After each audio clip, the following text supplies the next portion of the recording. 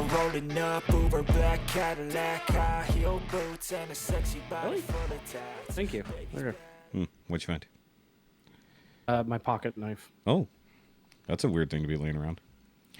I know. I don't know how it got Bad downstairs. dad. It's weird. Bad dad leaving the knife laying around. Well, I got a story about that too that I'll relate. Yeah, I mean, you've got lots of family stories seemingly, and then I'll have the wee tiny comic Splinter. Nice. So, Nice. and the cool thing is, like, I didn't know what all came with the set until I actually opened it up, and it comes with the little normal like Splinter, like the little. So like when he's still in rat form, but this is so much better than the movie one that came with the Hamato Yoshi set. I'm gonna put that in the cage instead. Because I wanted this as like a fond like memory, like so like above whatever I do for the turtle layer, I want to have like the little corner of this, like however long ago it was. But one thing that never made sense to me, Splinter is always regarded as being older, like the old wise one, right? Right. But how much older than the turtles is he technically? You know what I mean? Like, because he was a rat, which they only live a handful of years. Or, well, I don't know. Certain species can live a long time, but it seems like, the turtles were little baby turtles, but Splinter's not that old. So realistically, he's probably only like 17, 18 years old, give or take. I don't know. Well, I mean, what's rat to human years? So I mean that doesn't even matter. We're talking about just actual age. They call him father, but how much older is he actually? I mean, I would think he's. I mean, so if you're trying to track the turtle time of it, turtle time. So turtle time. It's turtle time. If you're trying to track it, then he was with Hamato Yoshi for at least 2 years while Hamato Yoshi was in the process of becoming a master, and the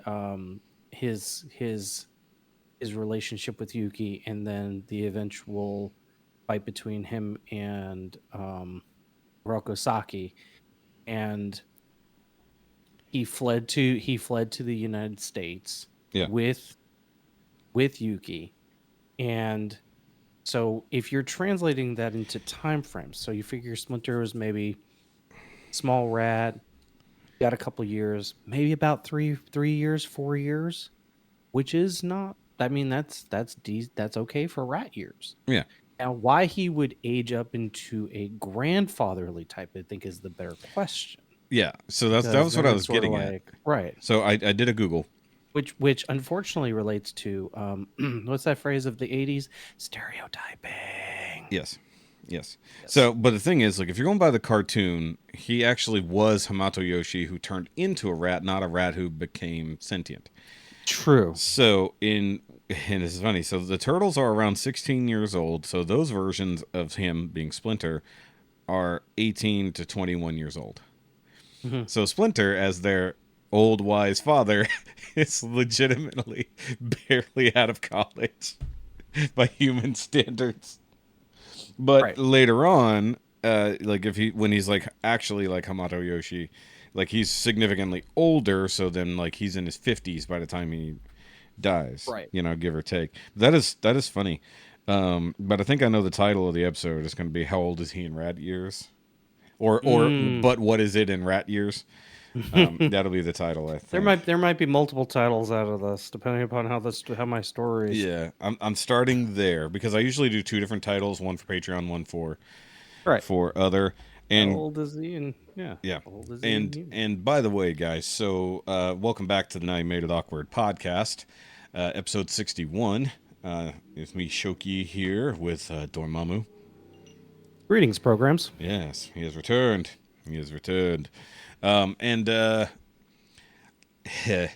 So because I've had to edit the normal episode this morning, so I'd already edited the Patreon episode, so the quote unquote uncut that had to be severely cut due to some of the antics Rikki and his wife were up to, which was hilarious to watch, but he demanded I remove. Because I bleeped some of it, at least some of the things that were said. I bleeped some of them, but the bulk of the conversation was removed. So if you hear a weird, like there's two weird edits in episode 60 that you guys probably have heard by now if you're subscribed and listening.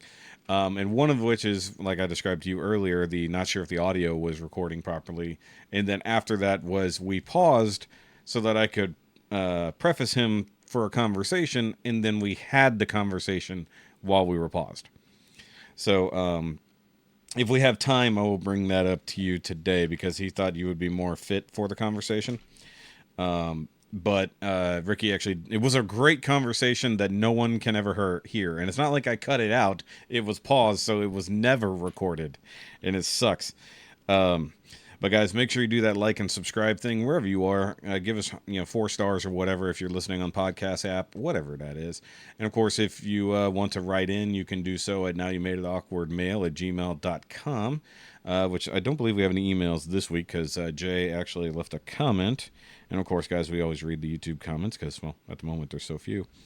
I think he just legitimately replied to a comment I made on the last episode where I realized, episode 59, that there was a weird audio sync problem that happened, and it was when I was editing it, and I didn't catch it before I exported it. So at the beginning, it'll sound like Rikki and I are talking over each other a bit, and that's why, because like our audio tracks were slightly off because of one small edit I did, and I didn't catch it until later.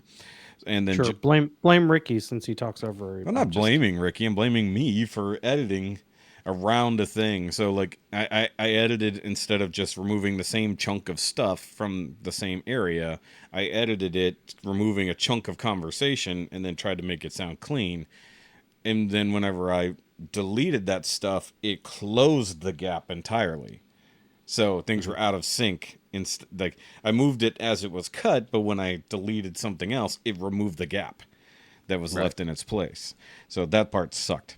Behind the scenes shit. So, but Jay and/or Jan Goza says, sounds fine to me. Sorry, I had to vent a little bit. So if you didn't hear it, he wrote in a big long email venting about stuff. And hopefully we'll get another one where he answers our other questions about his mom and whether or not he's started charging his neighbors for working on his car. Because as previously discussed by apparently multiple podcasts, car repairs are getting stupid expensive lately. So and I messaged Bobby. So I was listening to the newest Nerd Rage, right, on Saturday, and like I had to pause because he was legitimately talking about his wife's car having to go in to get fixed, and then his car having to go get fixed, and he talking about the cost, and I'm like, okay, no irony. Legitimately had this almost exact same conversation with Rikki. It's like, even when we're not topical, as in talking about nerd-related stuff, somehow between us and Nerd Rage, we're still having the same conversations. And also to preface it, I have not listened to the newest episode yet because I never listened to the newest episode before we record because I don't want to accidentally be influenced in any way, shape, or form. Yeah. To me, I mean, honestly, it depends upon where you live, but absolutely, it's getting definitely higher up in price. It's if you're in a major metropolitan like New York, I mean, there are still places where you can go and they're like, hey, you need a new carburetor? Yeah, sure, no problem. Give me 20 under the table. But, dude, carbs there's are other outlawed. Places where it's like, right. You can't have a carbureted car in New York these days. They'll shoot you. It's like, probably. But still, I mean, it's definitely more expensive depending upon where you're at. Yeah, that part's true too. But also, like, I guess the car market in your area might also depend. Like, if you're in an area that does a lot more high-end vehicles, possibly that's different. But generally speaking, like, prices are set. Like, there's what used to be a big damn book. Now, of course, it's websites that tells you this job on this vehicle takes this long. And then your however many per hour you pay your mechanics. But like when Rikki was talking about it was like $1,200 for a new set of tires and a brake job on his wife's vehicle. I'm like, what the fuck? I'm like, it's like, because even like with the set of tires, I'm like, okay, I know those are expensive and because they've been going up. Gone are the days of spending $90 and getting 4 tires on your car. Right. But like it's like brake jobs. Like even Bobby talked about the brake job on his Civic. Bobby's got like a mid 2000s, late 2000s Civic, if I recall. And it's just like, that should not cost that much to do the brakes on that vehicle. That is insane. Right. I'm like, what is Right. going on? You know, and I'm a We're gonna car. have I'm to a get car them done. guy. We're gonna have to get them done on ours. We just Everyone rolled needs over brakes. 50,000. Yeah, Everyone well, we needs the just rolled brakes. over 50,000 on ours, so I mean that makes sense. Does it need it? People are using their cars more frequently because during the pandemic we didn't roll around. So you think we're doing excessive wear and tear now to make up for the lack of using the car? Going more places more often and going further. I think people are taking more vacations and basically driving. But are more people driving their own car, or are they renting? Ooh, good question. Or flying and then renting, because it's generally the smart thing. I honestly think that more people are renting, or they are buying cheap cars and then paying the price over time. Well, that still doesn't quantify the. I mean, and as a car person, I'm sure you'll understand. Yes, you mentioned there used to be books that would tell you how long these things would take. Yeah, I kind of missed those days. I missed the Chilton years, where you could just order the manual or for your car, right? Exactly, and just completely do it yourself. It's kind of like we all remember back in the day when they would sell on TV like the 24 volume set of how to do it yourself. Yeah. How do I fix a leaky sink? Yeah. Here's a book. It shows you step by step. Yep. I missed that because that was actually more effective than trying to scour through the multitudes of the internet. Now, granted, there's a YouTube video for everything, but generally, I think it's still important. My parents built their house out of a book. They had one of those books you're talking about, and it was it was about yay thick, for those who can't see, roughly 2 inches thick. And I know it was orange and had like whatever, house framework stuff and other things. Mm-hmm. And literally it had everything from laying a foundation to building up the frame. What type of frame are you going to use for what type of house? Doing electrical work, or doing plumbing. All this stuff was in that book. And, sure, you could still use some of that today. I mean, code is different, but, the basics of how to was there. Like I borrowed that book when I was redoing the electrical work in the trailer I was living in, because I needed to know how to wire up a switch. I'd never really done it. And like incidentally, because I was used to automotive wiring, which is different, AC versus DC, and because one will kill you, the other one will just sting a little bit, but the wiring is totally different. Make sure you don't make that confusion like I did the first time. So I borrowed the book just for that purpose. So, learning how to frame out walls, do a little bit, like I've done plumbing, but nothing to the degree that we did there, and basically rebuilding it from the ground up, just the shell was the only thing left. So, I mean, that same book came into play 35 years after we built the house, So that's crazy. But as for car work, I did... for most of my vehicles, I had either a Chilton or a Hayes manual, something, just depending. Because some there weren't Chiltons for every vehicle, surprisingly, or they were hard to find. Like I even got one at a used bookstore one time. Like it's the only place I found one. I went there with my dad, and he was looking for books for himself, and they had a Chilton for my car, and I was like, yoink, So that's how I learned how to do everything on my old Neon. Like I literally can take apart a Neon and put it back together all the way to bare nuts and bolts, and maybe the torque factor of like certain bolts I'm not going to know offhand, but when it stops going, it'll probably be good, right? It's like most of the torque stuff is make sure it's tight, and then the other stuff is like don't break it. But like I was talking once again, that's what I was talking about with Bobby. Is like the wife wants a new car. Like new, and I'm just like, okay, one, you're going to pay out the ass for it. Two, get the best warranty available, because we're like not going to be able to work on it at all. It's insane. Right. Especially. Oh, that's exactly right. Anything post like 2012. Yeah. The specificness of the, and I have a relative that works in parts manufacture, and specifically he does programming for the actual, systems that do the molds, and some of the stuff is so want to say specific, and it's not so much for, we're not talking about bolts. We're talking about the actual parts that fit together to make up whatever is put in between the frame of the frame of the car to fit as an engine. Yeah. And some of it is so obvious, it's so very specific to the nature of that specific vehicle, to that year, to that model, that it's it really it means you can't just get a general manual for something and be like, here you go. And of course, don't even get me started on the Muskrat mobiles, the Teslas, and the ones where you're never going to get a manual on a proprietary car unless you basically circle jerk Elon Musk. Well, I mean, you can't get a manual car manual transmission on an electric car anyways because there's no transmission. Right. Yeah, it doesn't have a transmission.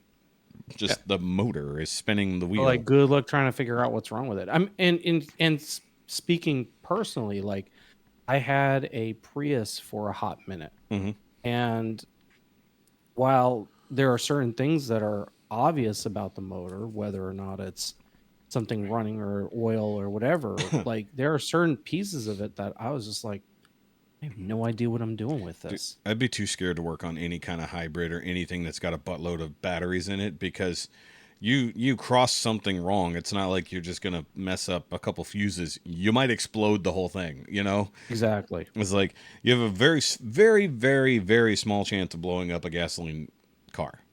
Unless you really do something incredibly stupid. Like I nearly did. Like never changing the oil or not putting oil in it. Well, I mean, like literally the gas. Like you could do like I did. I forget if it was I did something up front on the car and I spilled a bunch of gas on the garage floor. And I pushed the car back, and my dumbass being, like 20 something years old, I'm like, I'm going to just clear it up by setting fire to it.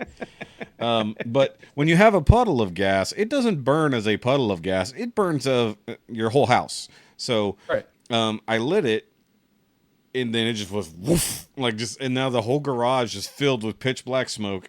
I run inside. I grab the fire extinguisher. Only time it's ever been used in the history of the house. Run back out to the garage, put out the fire real quick, and then my parents are gone for shopping or wherever they went. I don't know where they went. American Legion, something. And I open up the doors, windows, everything. I pull out all the fans, try to vent the garage because I don't want to be caught. They never knew. They never knew. All these years later that I nearly burned down the garage because I'm an idiot. It's like next time, some type of kitty litter and then sweep it out of the garage. But I mean, even then they would have known I spilled gas everywhere because it would have been very hard to deal with that, otherwise. But dude, electric cars, especially Teslas, you can go online and just see endless videos of Teslas in car crashes or even some other type of full electrics. I know I think the little Chevy Sonic or whatever they call it, or the Volt or whatever the hell they call that thing. I know there was a few accidents with those where they just erupt in flames, and electrical fires don't go out. Because that's an oxidizing thing. It's literally, as long as it's got something to burn, it's going to keep burning. You can't put it out with water. They have to use this ridiculous foam that is not great for the environment, but it's the only thing that can possibly put it out. Otherwise, it's actually it is actually the same kind of smothering foam that they use for server rooms. Yeah, same. Or electronics. So exactly same thing. Yeah. So it's designed. The foam itself is designed, and it is listed, I believe, as either a Class C or a Class D type of extinguisher, because what it does is the foam. It's more of a liquidy type of styrofoam that you would almost put. If you took styrofoam and you liquefied it. That's what it would be, because it's designed to actually the material that it's made up of is designed to capture the oxygen. So that it has nothing. It's supposed to keep the oxygen away from the fire. It smothers it. It's supposed to smother it and also keep it from oxidizing at all. Right. Because that's the problem with the lithium it's ion not stuff. good for the But you're right. It's not good for the environment, and thankfully most volunteer fire services have those special trucks in there. They actually have trucks now that have that on hand.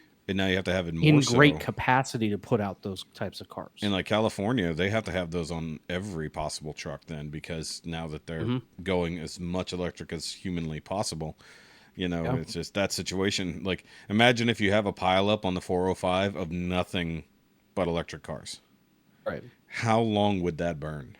It'd be a while. You'd have to blanket the freeway with that foam after getting everyone away from it that you could. Assuming it doesn't just become a horrendous chain reaction, it's kind of scary, honestly.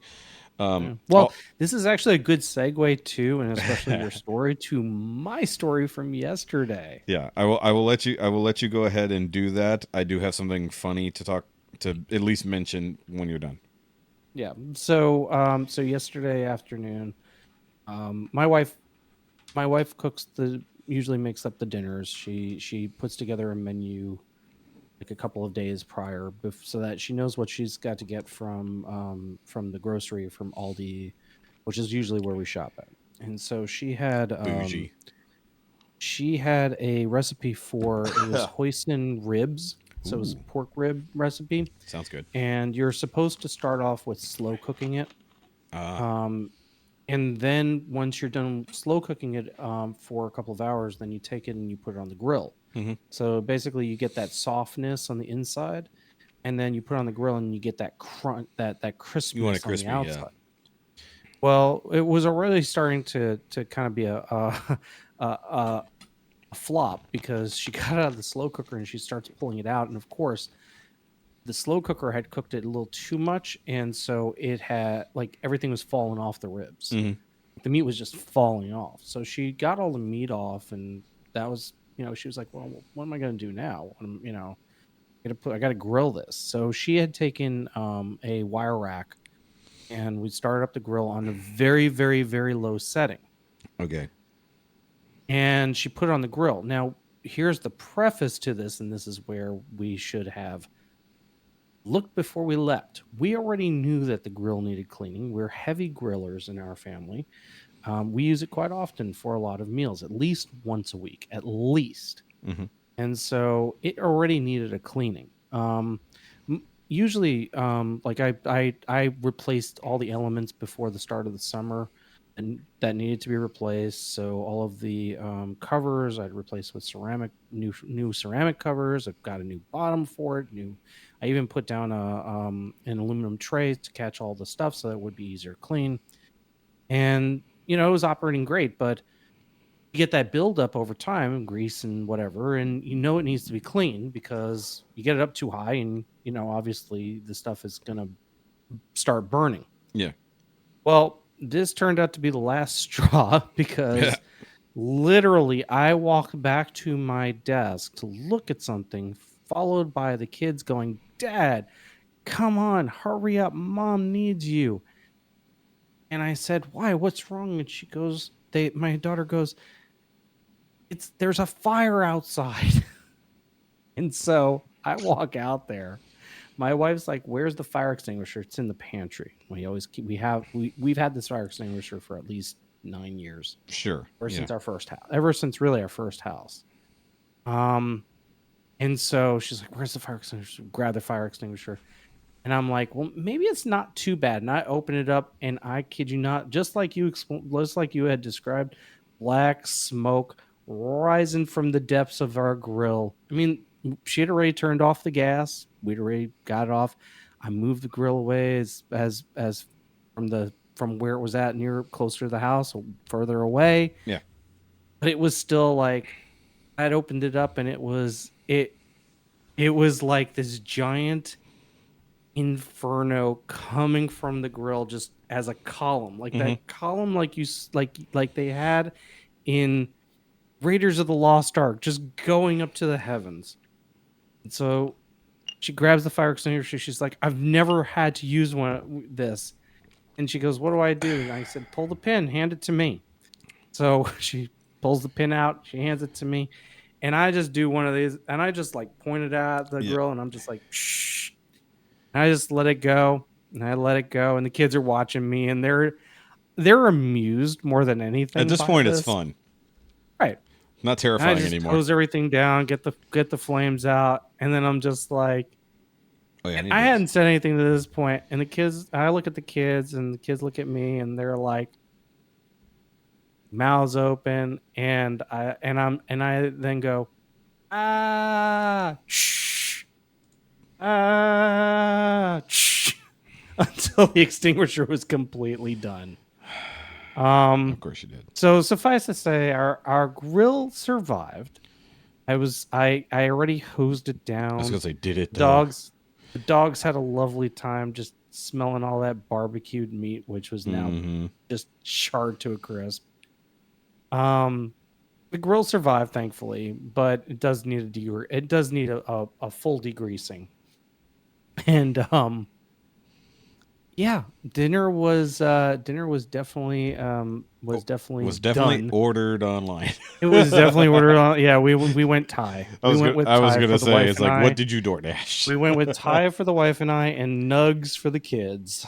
So that's nuggets, y'all. Chicken nuggets. Yeah, that's nuggets. Not the other nuggets. nugs. Yeah. No. Not for children. But no, nuggets and green beans that we'd already made for the kids, and Thai for the wife and I. So nice. yeah, I was. It job. went. It definitely went full Alicia Keys. This grill is on fire, and that was dinner. I have to leave on that terrible fucking joke. Oh my God, Rob! Oh shit! I dropped them. They went all the way to the floor. For anybody not on the Patreon, you won't see what just happened.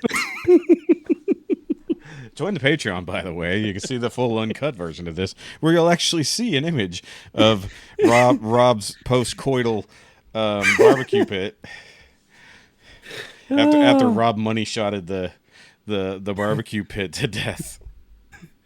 I mean, for a fire extinguisher, and of course, your safety notice, everybody that's listening, all three of you, is make sure you got a fire extinguisher in the house. Make sure it's up to date. Because honestly, we hadn't used the damn thing in 9 years. It's under the sink. It's under the sink. That's right. There you go. Yeah, we reordered two. Yeah, we reordered two. Yeah, always get two. Every time you use one, order two. And then you end up with a buttload of them in the garage going, where did we put the fire extinguisher? you got 6 of them in the garage because you keep ordering more. And then every time you're like, where are they? Literally at the fire extinguisher corner of the garage. Not a bad idea. You should have one at least every quarter of the house. Like, right. Because you never know. Like, never know. Right. Especially kids are dumb. You light matches in the bathroom for those special moments. If you got a candle going on, I mean, you could always use an electric candle, for those special moments, but leave it on the thing because. Well, no, electric candle won't help with the bathroom. Well, it might. I mean, it's not a smell; it's a light situation. Well, no, I mean for the smell. Oh, okay, yeah, matches in the bathroom. Yeah, matches in the bathroom. Some of us just have really good exhaust fans. Which also a source of fire. Make sure you're cleaning your exhaust fans. Make sure exactly. Make sure you're cleaning out your vents and especially your dryer vents. Yeah. I need to. Speaking of which, I need to hit up our maintenance people and have them come do that because, as far as I know, they haven't done it in the 2 years we've been here. And we do laundry, so I assume. And I think our laundry vent empties out the side of the building. So they can only do it from inside. They can't do it from the outside. Well, I guess they could, but. And I think somebody a few months ago had that problem because I remember a dude being out there with like an exceptionally tall ladder, like right near the vent, but I didn't see any tools with him, so maybe he just hadn't gotten that far. Right. All right, so that was at least part of your week. I would like to say just real quick because this was a funny response. I was hoping to get a response like this, and I got one. So, a new-ish friend that I met at Skullstice, Wes. I'm sure you know Wes from. So he posted a thing earlier. It was the bulldog from Tom and Jerry, and it says "Name a better dad." Like he's got him with his little puppy, and he's ditching. And I said Maze Hughes. So his response was, "Bruh, too soon. Always too soon with that." If you don't know who Maze Hughes is, you need more Full Metal Alchemists in your life. And it is always too soon. It doesn't matter. That was that was 2012, and it still hurts. Actually, it might have been earlier than that. It might have been 08. When did the original one come out? It was 2007. Yeah, so it was 08. Because 07, that 08, was the year that I went and actually got the subbed set of the first run of Full Metal Alchemist. Not to be confused with Brotherhood. Yeah, and not to be confused with the other Brotherhood. Right. Because that's not confusing at all. To name two That separate things. That the is same a very good name. answer. Yeah, that was a very no, good dude. No, answer. we were way off. 03. Was it 03? 03, really? yeah. So it has been 20 years, and it still hurts. I mean, they did it again in Brotherhood, which made it worse. But I think the original one visibly is like there's something a little bit more with what they did with the funeral scene with that that makes it worse. I don't know why, because when I saw it again in Brotherhood, it's like it didn't hit me the same, and I think it was just there was a slightly different context or something. Jeez. But yeah, I thought that was hilarious. That was the response. Too soon, man. I was like, but I'm not wrong. He's definitely one of the best anime dads ever. I mean, better than Goku for sure. Goku's a terrible dad. Goku is a fantastic dad. Goku actually believes in physical fitness. Goku believes in physical fitness for his children. Yes, but physical fitness so that is now their so that his 6-year-old has a 9-pack of abs. Okay, 5-year-old. He believes that he believes that he is a farmer by nature. Sort of. And he's a farmer because Chi-Chi made him. Right. He doesn't have to be a radish farmer. He's a millionaire.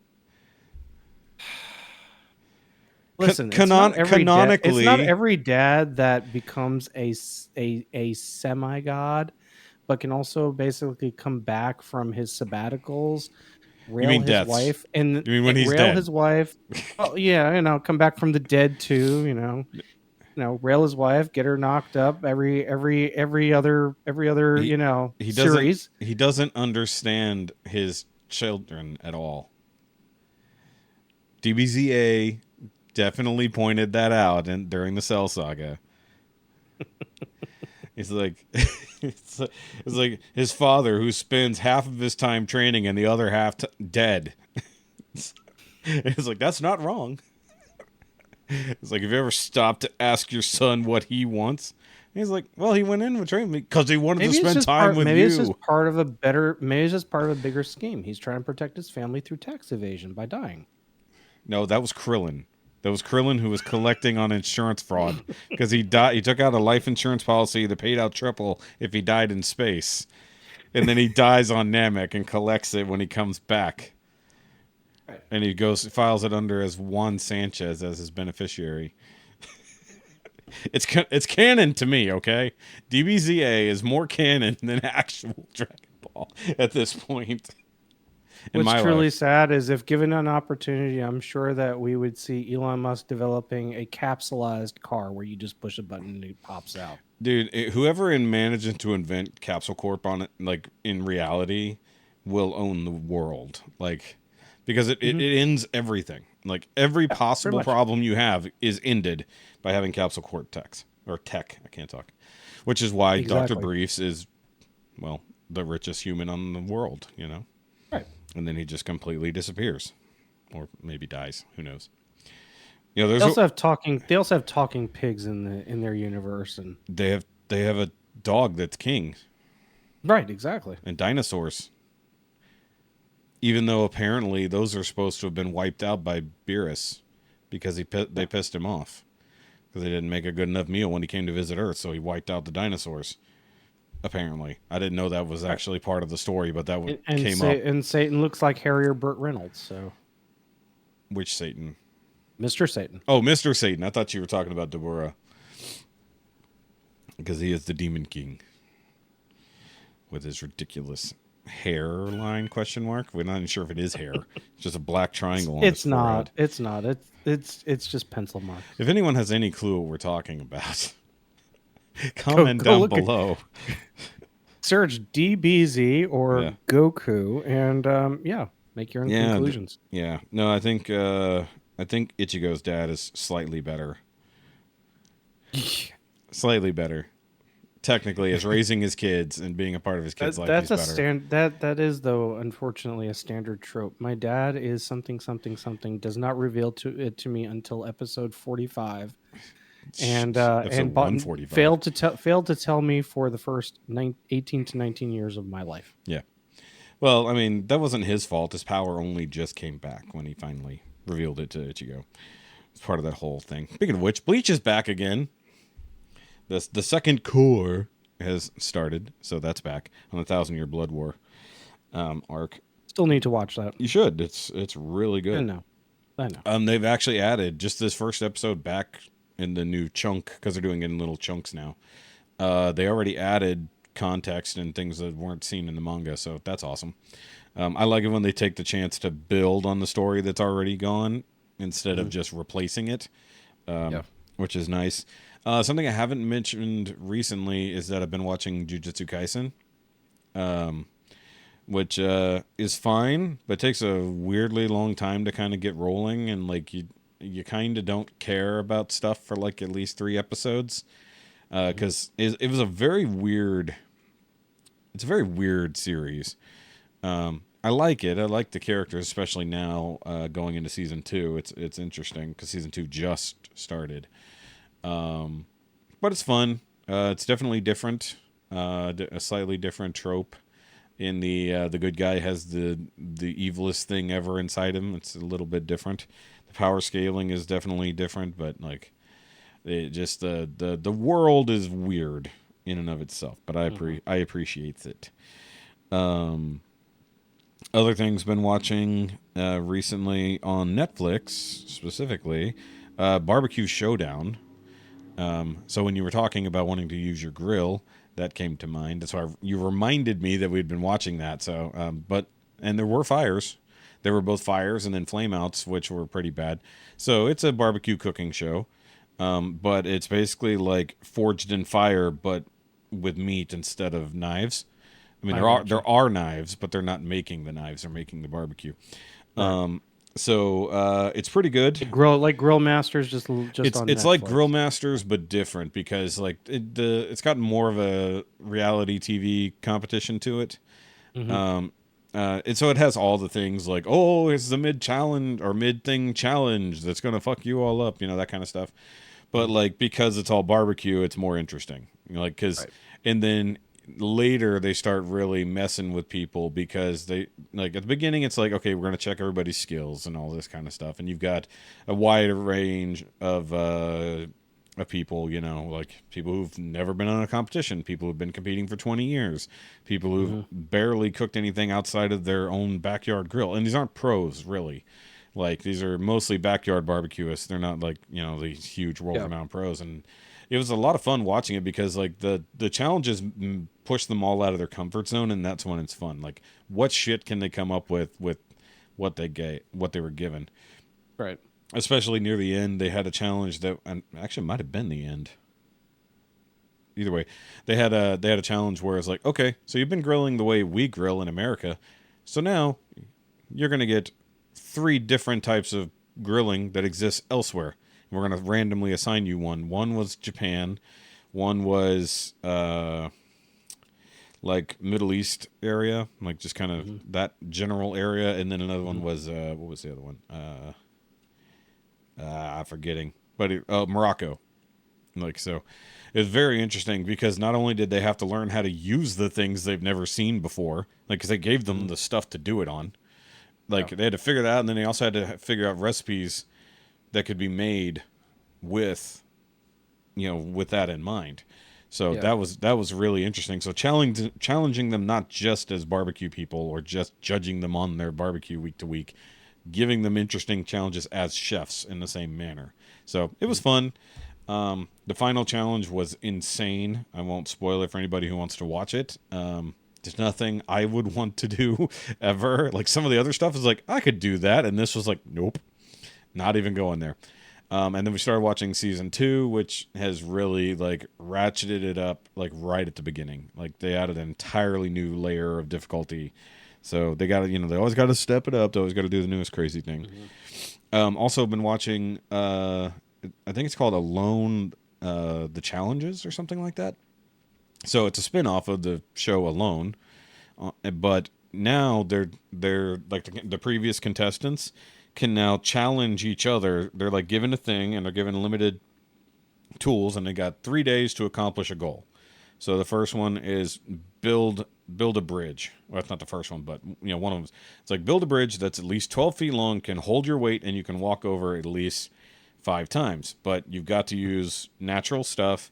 You're given just a little bit of rope, a saw, and this one other thing, and then you've just got to do what you got to do in 3 days' time.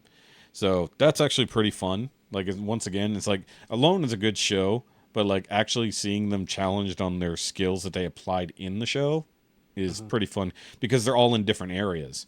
So they're like close to home now. They're not out in the wilderness, whatever, like in Alaska or something. They're like one guy's in Indiana, one guy's in Arizona, one guy's in New Mexico, one guy's in Washington. You know, so all of their challenges are dependent upon the area, geography, and their what geography and everything like that. Because you might have not good dirt to dig in. You might not have a lot of trees. Like one dude used a lot of bamboo because he happened to have a bamboo forest right there. So it's a lot of fun. That's on Hulu. What else? Jessica started watching this show while I was doing something, and I came in. I'm like, what the hell is this? Like, it's like because it was just like, what the fuck are you watching? And it's called The End of the Fucking World. And it is a really strange show. I don't even know how to describe it. Basically, it's like if it's almost like the middle of Dexter's life. Like if you're going back to like Dexter series. So this dude is like considers himself a psychopath. He's been killing like animals since he was a little kid. You know, and he's weird and he's a creeper. And then you find out that his mom died. And like he determines that there's this girl from her school who's like super nihilistic. And he's like, I'm gonna kill her. She's gonna be my first human murder. And so, like, he tries to befriend her and everything to try to lull her into a situation where he can kill her. And then because of her weird nihilistic view on life, she ends up, like, getting him into these situations that he's not prepared for because he just wants to stab her and get it over with. And, like, so they, like, steal his dad's car to go for a joyride. And then she's like, do you want to just have sex? And he's like, what? Like, and he's like, well, let me pull over. And he's like, no, just right here. And so she starts stripping him while he's driving. And, like, they get into a car accident and then just gets crazier from there. And to the point where they're, like, by episode 7, they're, like, wanted criminals. It's like, what the hell was that? Right. Sorry, that was the... that was on your end, that okay. Would be, that was on my end. That sounds like a coughing dog. It is a coughing dog. Hold on a sec. So there's a coughing dog on that end. But anyways, like, it's a weird but good show. I guess, question mark. It's a good show. The character building is so strange. And like, I don't want to give anything else away, but... Hey, hello. Hello, dog. Hello, new puppy dog. This is the new puppy dog. Her name is Spice. She just got into trouble by climbing on top of the table and trying to eat a brownie. Don't do that, Spicy. Don't do that. She is 13 weeks old, and she's just learning the intricacies of don't eat that. Don't eat brownies. Well, I mean, if you're not human anyways. If you're human, you can eat brownies. If you're not human anyway. Right, exactly. Yeah, she's not human, surprisingly. I mean, Right. I mean, you can go buy humans, but you probably shouldn't. It's outlawed. Exactly. In certain situations. Like, you can buy the little ones. That was the sound of coughing dog. Yeah, you can buy the little ones, but that's generally because they need a home. You know, that's exactly. Yeah, you know, which is, you know, not to get on a soapbox here, but the cost of adoption is absurd. Like, more children would probably get adopted if it wasn't so insanely. It's like it's prohibitively expensive to adopt a child That in is need. exceptionally true. It makes Yes, that is even exceptionally with true. my job, they will technically help you if yeah, but I think you still got to jump through a fuck ton of hoops. Because I had a friend from my job who he and his wife couldn't conceive. Why am I getting? That's not the wife. That's the automated system. So they couldn't conceive, so they went through all the hoops. They even tried the medical intervention, all that kind of stuff. Could not make it happen. Thousands upon thousands of dollars later. And then they finally they found a woman or a young lady who was wanting to not keep her child, and they adopted her like pretty much immediately. No, it actually was the wife calling.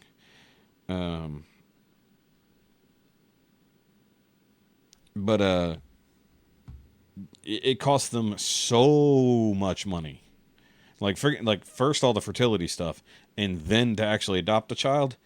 And then that bitch tells him she's been cheating on him for like a year and fucking takes the baby. Ooh. And divorces him. Ooh. Yeah.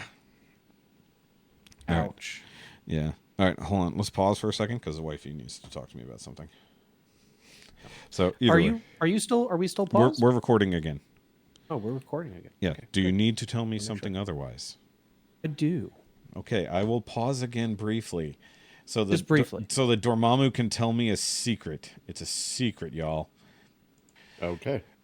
So we took a pause, and apparently Dormamu's secret was that Mike was coming, because now Mike's here. Yo. So yeah, random.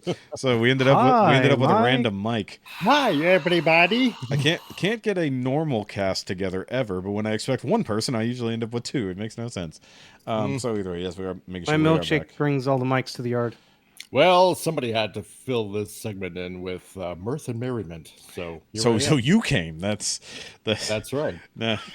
I had to add a veritable class to this podcast, so that's why I came. Right. That's what that was. That's what that was. Thank you very much. So I had just kind of finished my week, but not really. So I did want to bring this up, and I forgot. Where did it go? It's technically news, but I'm bringing it up because it's relevant here. That's what your dad said. No. So, because Dormamu and I keep up with such things. The Hasbro has shown off the teaser images of the new upcoming, whatever they're going to call it, version of the Kurino from Q Ranger. And it's ugly. It's horrible. They took away all the sparkly bits and made it dumb, which makes sense for Hasbro. But we also don't even know what size it is, whether for adapting a Sentai series in such a weird way, because it's not even like the same concept. They taking their old concept, adapting the Sentai to it, and kind of bastardizing it. So that actually forced me to go on Amazon and buy the original Japanese version, because I wasn't gonna put up with that nonsense being anywhere near my house. And to translate this, basically they took the nice Japanese toy that made a lot of noises and actually looked kind of cool, and they westernized it so that your kids can't stab each other in the eyes with it or make any type of noises. But you can still throw Q-Tamas. So what my question is, what are they going to call the Q-Tamas? Because they're not going to be Q-Tamas anymore. So they're probably. I bet they call them mega orbs, which will make me really laugh and wonder, are they going to put them in their pants and call them? No, they're going to put them in their stupid-looking dinosaur wristband. That it's so dumb. I mean, you couldn't straight adapt that series because it is very weird for a Sentai series, but this is not the way to have gone about it.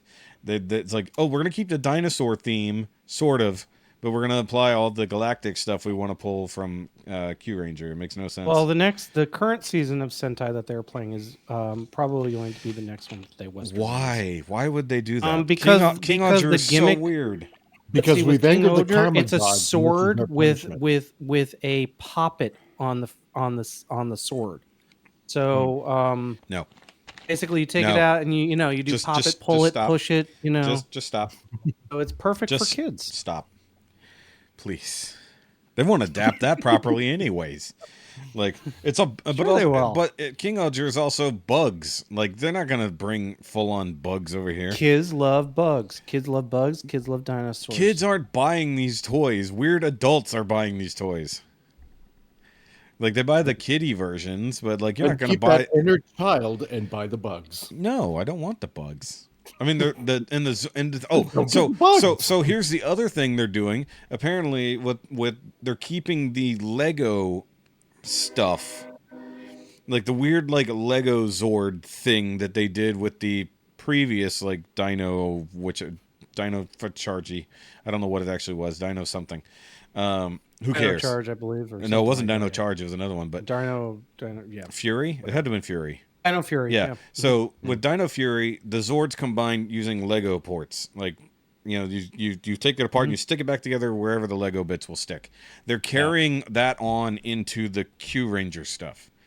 So you're going to be able to pull it apart and rearrange it and stick your stupid dinosaurs on it from the other thing. I was like, no. Zord Builder was bad enough, Bandai of America. This is some bullshit, Hasbro. So this is almost like a makeshift dollar store type of Scramble City kind of apocalypse. Worse. It's more like that plus Minecraft. Okay, well then substitute Apocalypse with Abomination. Yeah, because I think Creo gone wild, yeah. So like it worked in the one series, but to carry that gimmick to a series that didn't feature that gimmick is even stupider. I'm sorry. That is so dumb. That's why I went and bought the Japanese one. They're just trying to speak to the intelligence of their audience, unfortunately. Which apparently they think the intelligence of their audience is Apparently the intelligence is literally they like to just play with Legos all day. I just want to play with the Legos.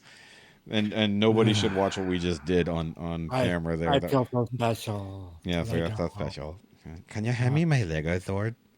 And I need. Unfortunately, what it is the. I hate it. Overseas, the toys are definitely much better because they're much more stylized. We know this. This has always been the truth. By stylized, you mean they use paint? They use paint. They use gimmicks. We're not even. We're not even importing the molds because that's Bandai. This is Hasbro. So we get the Hasbro version of a Bandai product. That is as bad as it sounds. Yeah, that is. Like it, and that's the biggest problem with adapting. It's like if they wanted to come up with something entirely new from scratch that has nothing to do with the Sentai series, which is what they said they would do. Which I guess after this they probably will. But like it's so bad, or at least it's so badly done. Oh, does this actually move? Oh, it does. I didn't realize. Sorry, I got sidetracked. I'm sitting here playing with my little teapot. Land of ours. Yeah. Because creativity in this land of ours is dead. Well, I mean that's true, especially in the Hollywood area. Oh yeah. But at least some tiny good Power Rangers toy news. They finally showed off the set of Omega Rangers, so I'm happy because I want that. And then mind you, it's the first 4 from Necessary Evil Part 1. So whether they give us the rest of them later or they give us, Yale, who knows? The big Cat Ranger. We'll see about that. I hope they do because that'll be the most unique mold that I was like, I'll give them a fuckload of credit if they give us the big cat. Like, and then they'll have to give us a Death Ranger / Gold Omega at some point in theory with swappable head. We'll see. But as I was telling Ricky last go around, we have a new set of Power Rangers in the comics now with a whole new aesthetic to the MMPR look. So more toys, yay! Possibly, I don't know. They're sleeping on getting the comic book stuff out. But yeah, that's kind of like it for me. I think I've got just some stuff coming in the next day or so. And I ran out of whiskey, so I'm sad. I ran out of whiskey way too fast. I was drinking that nice micro whiskey. It's actually really good. Like, because when I tried it the first time, I had other stuff kind of going on. So flavor wise, I didn't quite get what it was. But I like it. I did. I never mentioned that when it came in on the show. So I did get some of the micro noble whiskey, even though it's spelled funny. And the Germans keep picking on me about how it's spelled. It's like, it's the guy's name. What do you want from me? It's like, well, it means this in German. I was like, and? It's like, what? Like, oh no, it has a weird name in your country. Okay. Oh no. That's right. You must get it correct. For a moment, I thought you were saying it was what you were saying, which was whiskey. And maybe they were like, "Well, it's supposed to be pronounced. It's supposed to be pronounced whiskey." That's Russian. Whiskey. Oh god, I forgot I have the accent masters here. That's right. Whiskey. So either way, It's whiskey. so what else has been going on, Rob, other than you setting fire, not you setting fire to, but you having to put out a literal fire? New pup, which y'all just saw if you're on the Patreon. Yep. Just dealing with her chewiness. Otherwise, getting things has actually been pretty dry. I haven't gotten anything in like 2 weeks plus. So the last thing that I did get was Shipwreck from G.I. Joe Classified. Oh wow. And Beachcomber from the latest Legacy line. Yeah. So speaking of G.I. Joe stuff, in all the new G.I. Joe reveals, is there anything that's got your kettle whistling? I'm not buying on the SDCC Chuckles. Isn't a figure that really appeals to me. It's a weird one. Yeah, no, I have pre-ordered. Like I'm waiting on Soundwave. Rock and Roll. I'm waiting on Scrap Iron. I'm waiting on some of the Snow Job from Pulse and the I female bet Pulse gave troopers you a from Snow Pulse. And I mean, I'm waiting on some GI Joe pieces. Mike got it. Oh, I did. When Quick Kick appears as an order, that's basically going to be my I'm at the end of my line for collecting this. Yeah. Point, because A, it's a matter of space, and B, it's characters that kind of appeal to what I watched as a kid. Yeah, because we're That's reaching really we're what I reaching want. now with characters. We're reaching the saturation point. I mean, they've said that there's Doc in the pipeline. It doesn't. That's not really a That's a weird place to keep them. It is. It's Doc in the pipeline. Wait, how is there not a character called Pipeline?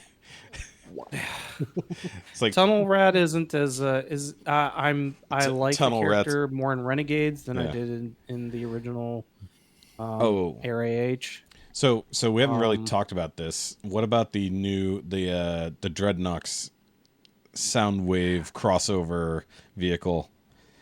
It looks like something out of American Gladiators to me, and I'm okay without it. But that's how it looked, though. I looked it up. It's like crazy. But it's just like the Megatron or the Bumblebee.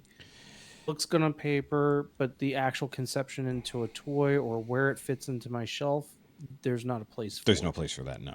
But it's such a strange. It's great that it's being done. Like, if you're a collector, this is obviously prime time. This has been a prime time for the last 2 years, 3 years that people have been getting what they wanted as collectors. Especially with all these sets and everything. Super 7 with their Cat's Lair. You can do it bigger and better. Speaking of which, we have the price on that now. Right, which is less than expected.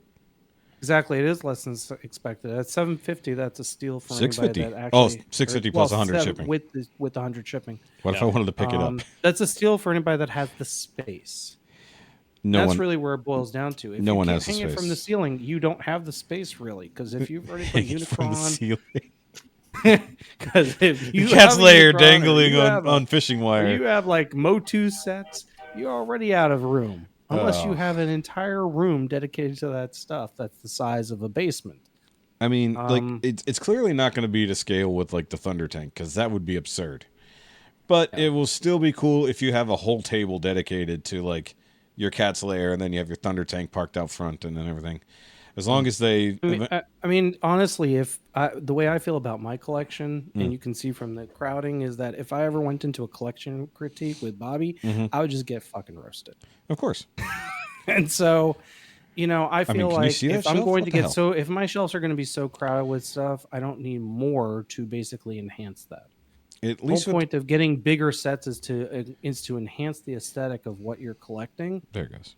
And like even for my gargoyles, I've been looking at now what do I do once I reach a point where I'm not pre-ordering figures. Now I can actually put that money towards enhancing what I have. And so I've been looking at fire escape sets that I can hang on the wall and put my gargoyles on there. I've been looking at, certain ways that I can redo things, flight stands and stuff like that. So it makes more sense. Speaking of which, I moved my gargoyles finally because they were in the way. So I cleared out a spot up there, and now all my gargoyles on the nice precarious position of on top of the Besta. Ooh. So well, I will say if they do take any floor dives, they actually do survive pretty well. The wings don't, because that's why Duona's wings barely hold on. Like there's like when I say there's friction, I mean like a stiff breeze will literally knock her wing out. And Brooklyn, mine actually hold in place very well. So because the first shelf dive screwed her wing up, and also Brooklyn's wings are so friggin' wide, like he's kind of off by himself because like I can get the others on one part. I can't, not with his wings. There's no, because they don't go up enough and they go out, so it's really hard to finagle that. Also, I need to give him. He looks like he's leaning forward. I might actually. I'm waiting. I'm waiting on stuff more than anything. Like I'm waiting on the train bot set for Moon Studios. Your Moon Studios trains. It's going to be another 2-3 weeks. So where's it coming from? It is definitely coming from China. Okay. All six? It already cleared through customs. It's just it's all six. It's just one of those. It's a full set. And I just want to know. So when you get it in, I know you'll probably do it on the Realm, but. Like, I want to see if it's one big-ass box with all of them in it, or it's one big-ass box with all of their boxes in it. Me too. I'm so curious as to that. Most of their boxes are the same size. So, like, they planned it out that way so that they could be compacted very nicely into a case. So, it'd be interesting to see if they just send a single shipper. Very interesting to see. Because I know the Hasbro or the Takara box set of their trains all come. They can get all those in one very nice-looking box for a crappy-looking set. You know. Yeah. I did get notification on 2 Black Series figures, Bastila Shan from Knights of the Old Republic and Darth Malik from DDTS. So those are in pile of loot. I'll just let them sit there until I get something else in there, which is fine. Make it worth it. I'm waiting on a couple of things from Show Z, the roller that they did, the third-party roller. Oh yeah. I already paid for that, and I do have the Four-Eyed Toys RC on the way. The what? Which is the model kit RC. Four-Eyed Toys. Four-Eye Toys. They did Furai. They did a Furai. Yeah, thank you. They did a wind blade that I really enjoyed. Wait, is that build? But wait, is that the Flame Toys model kit? It's it's Flame Toys, but it's their. It's Furai model. Yeah. Correct. Yes. Yeah, because I have some of those. They're up there. Yeah. Exactly. Right there. That's Megatron right there that I'm pointing at. Yeah. They're good builds. Yeah, I need a bit. Well, go build either Prime or Starscream. The first ones. I know those were the worst. They're still horrible. It takes a lot of parts. Speaking of which, are they still standing? I can't even tell. There's stuff in front of it. I don't even know if mine are still standing. They're down there. I keep forgetting about those. I'm trying to, because you mentioned. Definitely waiting on stuff. Nothing really truly new that's come in a couple weeks, and that's okay. Oh, it's giving me actually more time to consolidate. I have thrown out, and I'm not even kidding, 6 full recycle bins worth of cardboard. Jesus. Over the last month and a half. I had so much stuff that I was. Is it just saved boxes? Basement and totes. It was just boxes. This is boxes and boxes and boxes of stuff. I gotta do the same thing. So basically, what I did was like, if I hadn't, I went by rule of thumb. If I hadn't opened it in over 5 years, that's not the door it went. That's my rule of thumb for this. I came across like little gems, like the Sunstreaker box where it had little like Chip Chase in his wheelchair. Oh, there he goes. And no, I mean, I totally forgot that they had a little dude in a wheelchair. Yeah, included in there. Yeah. You know, but no ramp. So really inconsiderate. Right. Exactly. I also love that you can fit the Titan Masters in there, and then he can pretend like he's stolen his wheelchair. Wasn't he? I was gonna say Chip didn't get to be a headmaster, or did he? Nope, not at all. That sucks because that would have been perfect for him. Legs didn't get to become a robot at all. He didn't get to give a robot a little head. Nope. Could have made leg masters, and they just completely flubbed that. Leg masters. Well, he was conquered by the Stairmaster. Yeah. So yeah, no, for me, like watching wise, we are still the wife and I are starting back on Miss Maisel again Yay. for the latest season. Finish it. We just got past the waste management episode. That's great, isn't it? It started out, and I was my wife doesn't like laugh during this stuff, but I can tell she was like totally amused. I'm always like the She one doesn't guffawing laugh from the during side, the like, funny stuff. she doesn't laugh during it. Like she'll have moments where she'll like, because she wants to hear it. She doesn't want to laugh at it to not hear what's going on. I got you. So I'm the one that's like guffawing from the sidelines, and it started. It was so funny, and then it went into such a train wreck at the end. Yeah, I did. And I was like, and so that's where we're at right now. And now tonight we're gonna watch the next episode. So much between now and then, like because like I don't want to spoil anything, but it's like that's why I'm excited for you to finally watch it so we can talk about it. Oh yeah, it's so we'll discuss on the we'll discuss on the next. It's so weird. Like this final season was so weird because they had to make it their series wrap up, but in the end, it all makes sense. Yeah. Like, and it's hard to wrap up a series. I think Supernatural said it the best. It's also very Gilmore of the Paladinos to include at least one musical number in each series that they. I was gonna say they usually have some type of musical number. You're right. Dude, that production just for that whole like show, that trade show was ridiculous. I was like, they went full stomp. Yeah, they pulled out all the stomps. But like even the earlier scene that like it starts on, right, like with the flowers and all that going around the little crossover. It's like, holy crap! I'm like, for the production quality was just off for a show that's ending. Oh, yeah. The production quality on a show that is ending is crazy because you think like they'll half-ass the end of it, right? No, they full-assed the whole end of this series. They went all in on it, and it shows, and it's wonderful. It's wonderful. I want to watch it again because like. I also did watch with the kids on Netflix. It got released last week or the week prior. Nimona, which is an animated movie.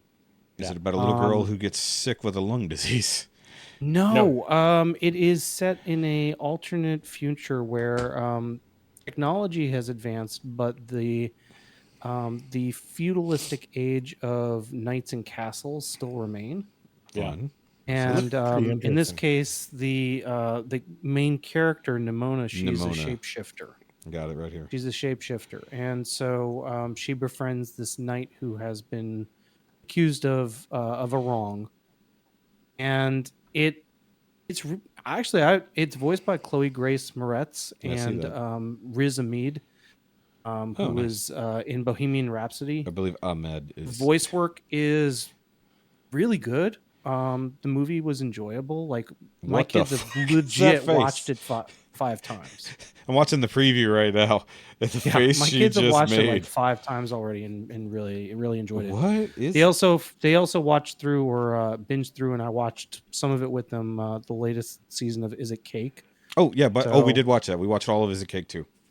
Yeah, forgot to mention that.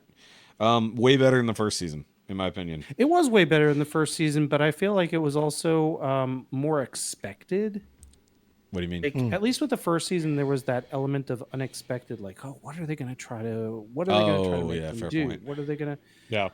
Whereas with this, it was like, oh, well, we know they're going to make something that looks very much like XYZ, like shoes or whatever. Yeah, there were a lot of shoes, a lot of handbags. Yeah, there was. Shoes. Yeah, but I will say, but the creations were good. The bakers. It was challenging. I keep telling the kids because the kids are like, "Oh, so and so lost," and I'm like, "You don't understand.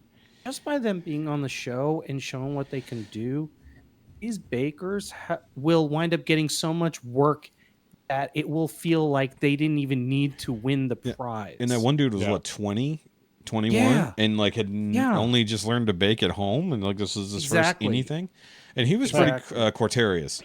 He was off the charts. No, he picked one of the hardest things to possibly make look like cake.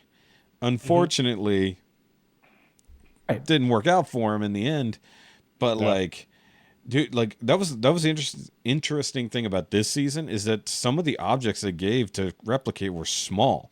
Like how much casting, how much chocolate casting was there in this compared to the first season? Like, Right, exactly. There was a lot of fondant work and a lot of crazy stuff like that in the first one.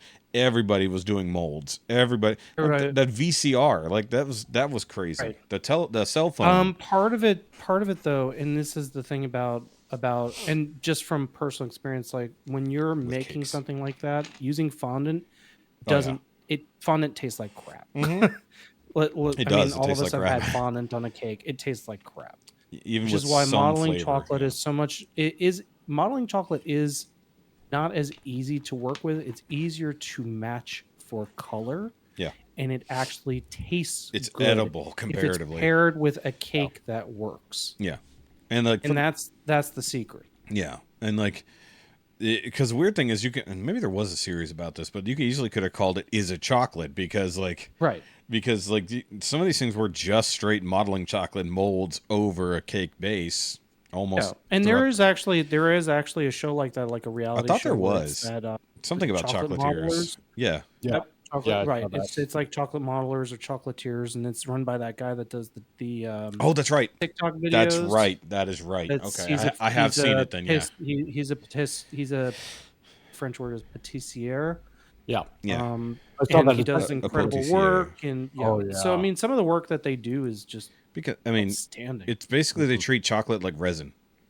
Correct. Yeah. Yeah, Exactly. They just cast it in whatever, and then they can paint it all to hell. You know, you give it the I'm glossy gonna make surface. a giant sized globe, and you crack it open, and here's all the candy inside. Right. and- Okay, Today yeah. I want you So- to I got make mad a respect model for of that. the Eiffel Tower at the chocolate. Yes. And, Right. Exactly. Yeah, the big brown pylon. Yeah.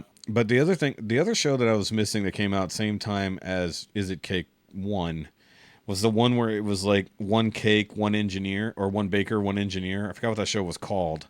Oh yeah. But it was a much better show. Like to me, like Is It Cake is straight one gimmick. This one you had they called it baconeering.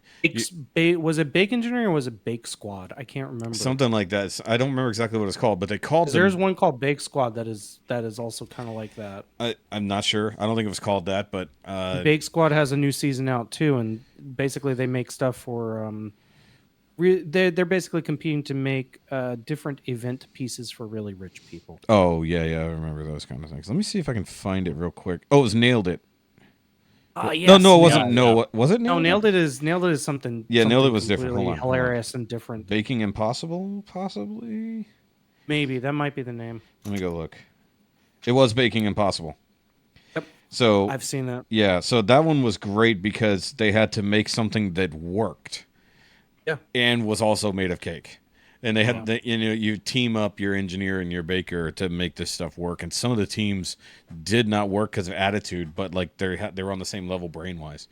So like that was a much better show. That needs to come back, in my opinion, because it feels like it's also in the like Cupcake Wars universe almost because it's Justin Willman or whatever is the host of all of those shows. Not to mention his own, was it like Human Magic or something like that?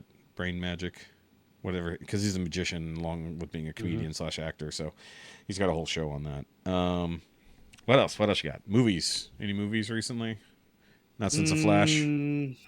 No, but I have stuff that I want to watch. So What's that? I still need to go see Indiana Jones. Okay. Dial of Destiny. Just wait. Just wait. Still need Just to wait. go see it. Just wait. Just wait. Go see Sound of Freedom instead. Yeah. Go. They deserve your I money. just read an article today where they said that Sound of Freedom is basically just dominating the box office. Well, it's the currently. only thing out, so it makes it easy. And the Right. word of mouth has spread since it came out on the 4th of July. So, and something that's crazy about that movie, it was actually made 5 years ago. And It has Disney been killed it. sitting in mothballs for 5 years until it was finally able to be released. So, and yeah, I think I need to go see it. I know there's at least 3 local theaters playing it, so I do need to go see that. I just want to time it where the wife can go with me because I feel like that's a movie that needs to be seen by everybody. Because it is an important movie, regardless of what certain websites / newspapers have been calling it. And I just rented from the library John Wick 4, so I'm gonna wind up watching that this weekend. That is so funny. Library And the renting interesting movies. thing is that, The library has been the best place to get that stuff like firsthand with it, and it's like, But that's why it's funny. it's DVDs, but I have a DVD player, or my computer. I just throw it in and good to go, and then I don't have to buy it. Like, or stream it. Yeah, I can stream it, or streaming is fine and great and all, but sometimes I like being able to just sit down and just watch something that's just that one thing. I don't want to have multiple choices. No, that's a fair point. Sorry, Mike. I didn't mean to interrupt. Yeah, what were you saying? I was just going to say that. Go ahead. Yeah, apparently because of the response I was getting in the movie theater, apparently Elon Musk is wanting to put the movie on Twitter for free for everybody to watch. Plus, on top of that, it was reported just recently that the AMC CEO he responded to reports that AMC theaters are on purpose trying to prevent people from watching it. I heard something about that too. Yeah, and I wouldn't doubt that somewhere that is probably happening. But I mean, it was already limited theaters anyways. It was like only 2,600 theaters across the country, basically, which is small realistically. But it is because but it was a tiny indie movie, so they wouldn't put out. There's anime movies that come out to less theaters. Certain anime movies will only go to like 300 theaters. And like Everything Everywhere All at Once was on a limited run too, and look how well it did for the Oscars. But that was also mid-COVID in a way too, so that was a weird limited release for that, and that was also technically an indie movie, even though it's so big. But yeah, for the Sound of Freedom to be making all the money it's making right now, people need to not be ignoring it because it only costs $14.5 to make it, something like that. It was about 14. I think it was like it's like 14.5 million. I said grand, meant to say million. Sorry. Yeah, and getting my zeros wrong. Yeah, and they made that in one day. They made that on their first day. So and in less movie theaters than what Indiana Jones 5 was being released. Right. Yeah. Yeah. Exactly. So, but yeah, I mean, the fact that it's doing day. for a movie like that, for those who don't know, it's based on a true story about I believe it was Homeland Security guy, if I recall correctly, because it's always getting confusing of whether it's CIA, Homeland. I think it's Homeland Security. Basically, he was in charge of some of the sex trafficking area, and he basically said, "What are we doing here? Yeah. It's like we're not doing really any good because we're not stopping these people, and we see it happening constantly, and we're not doing enough to stop it." So he basically goes slightly rogue and decides to do a whole giant sting operation to go to Colombia and rescue a buttload of kids who have been basically human/sex trafficked. And it's based on a true story and apparently underplayed from what I heard. So what we see in the movie is actually only a fraction of what he actually did get done in the actual sting. So they had to play it down for movie's sake because, there was a weird glitch there for some reason. But either way, hopefully that went through. So yeah, for movie's sake, they had to minimize it. But the fact that it is based on a true story, and they were talking about this guy back in like 2016, 2017, the actual guy, Tim Ballard, sounds right. Something like that. I think it's Tim Ballard. Like sounds kind of right. Either way, but they were talking about the actual thing that happened. It was on the news. It was everywhere when it happened, and people just kind of. And then now when the movie comes out about it.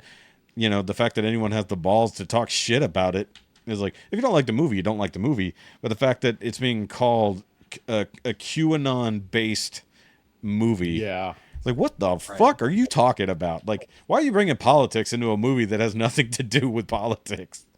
Exactly. It's like all these people are saying, it's a QAnon freaking conspiracy thing, and Jim Caviezel is because Jim Caviezel's a Christian, that's why.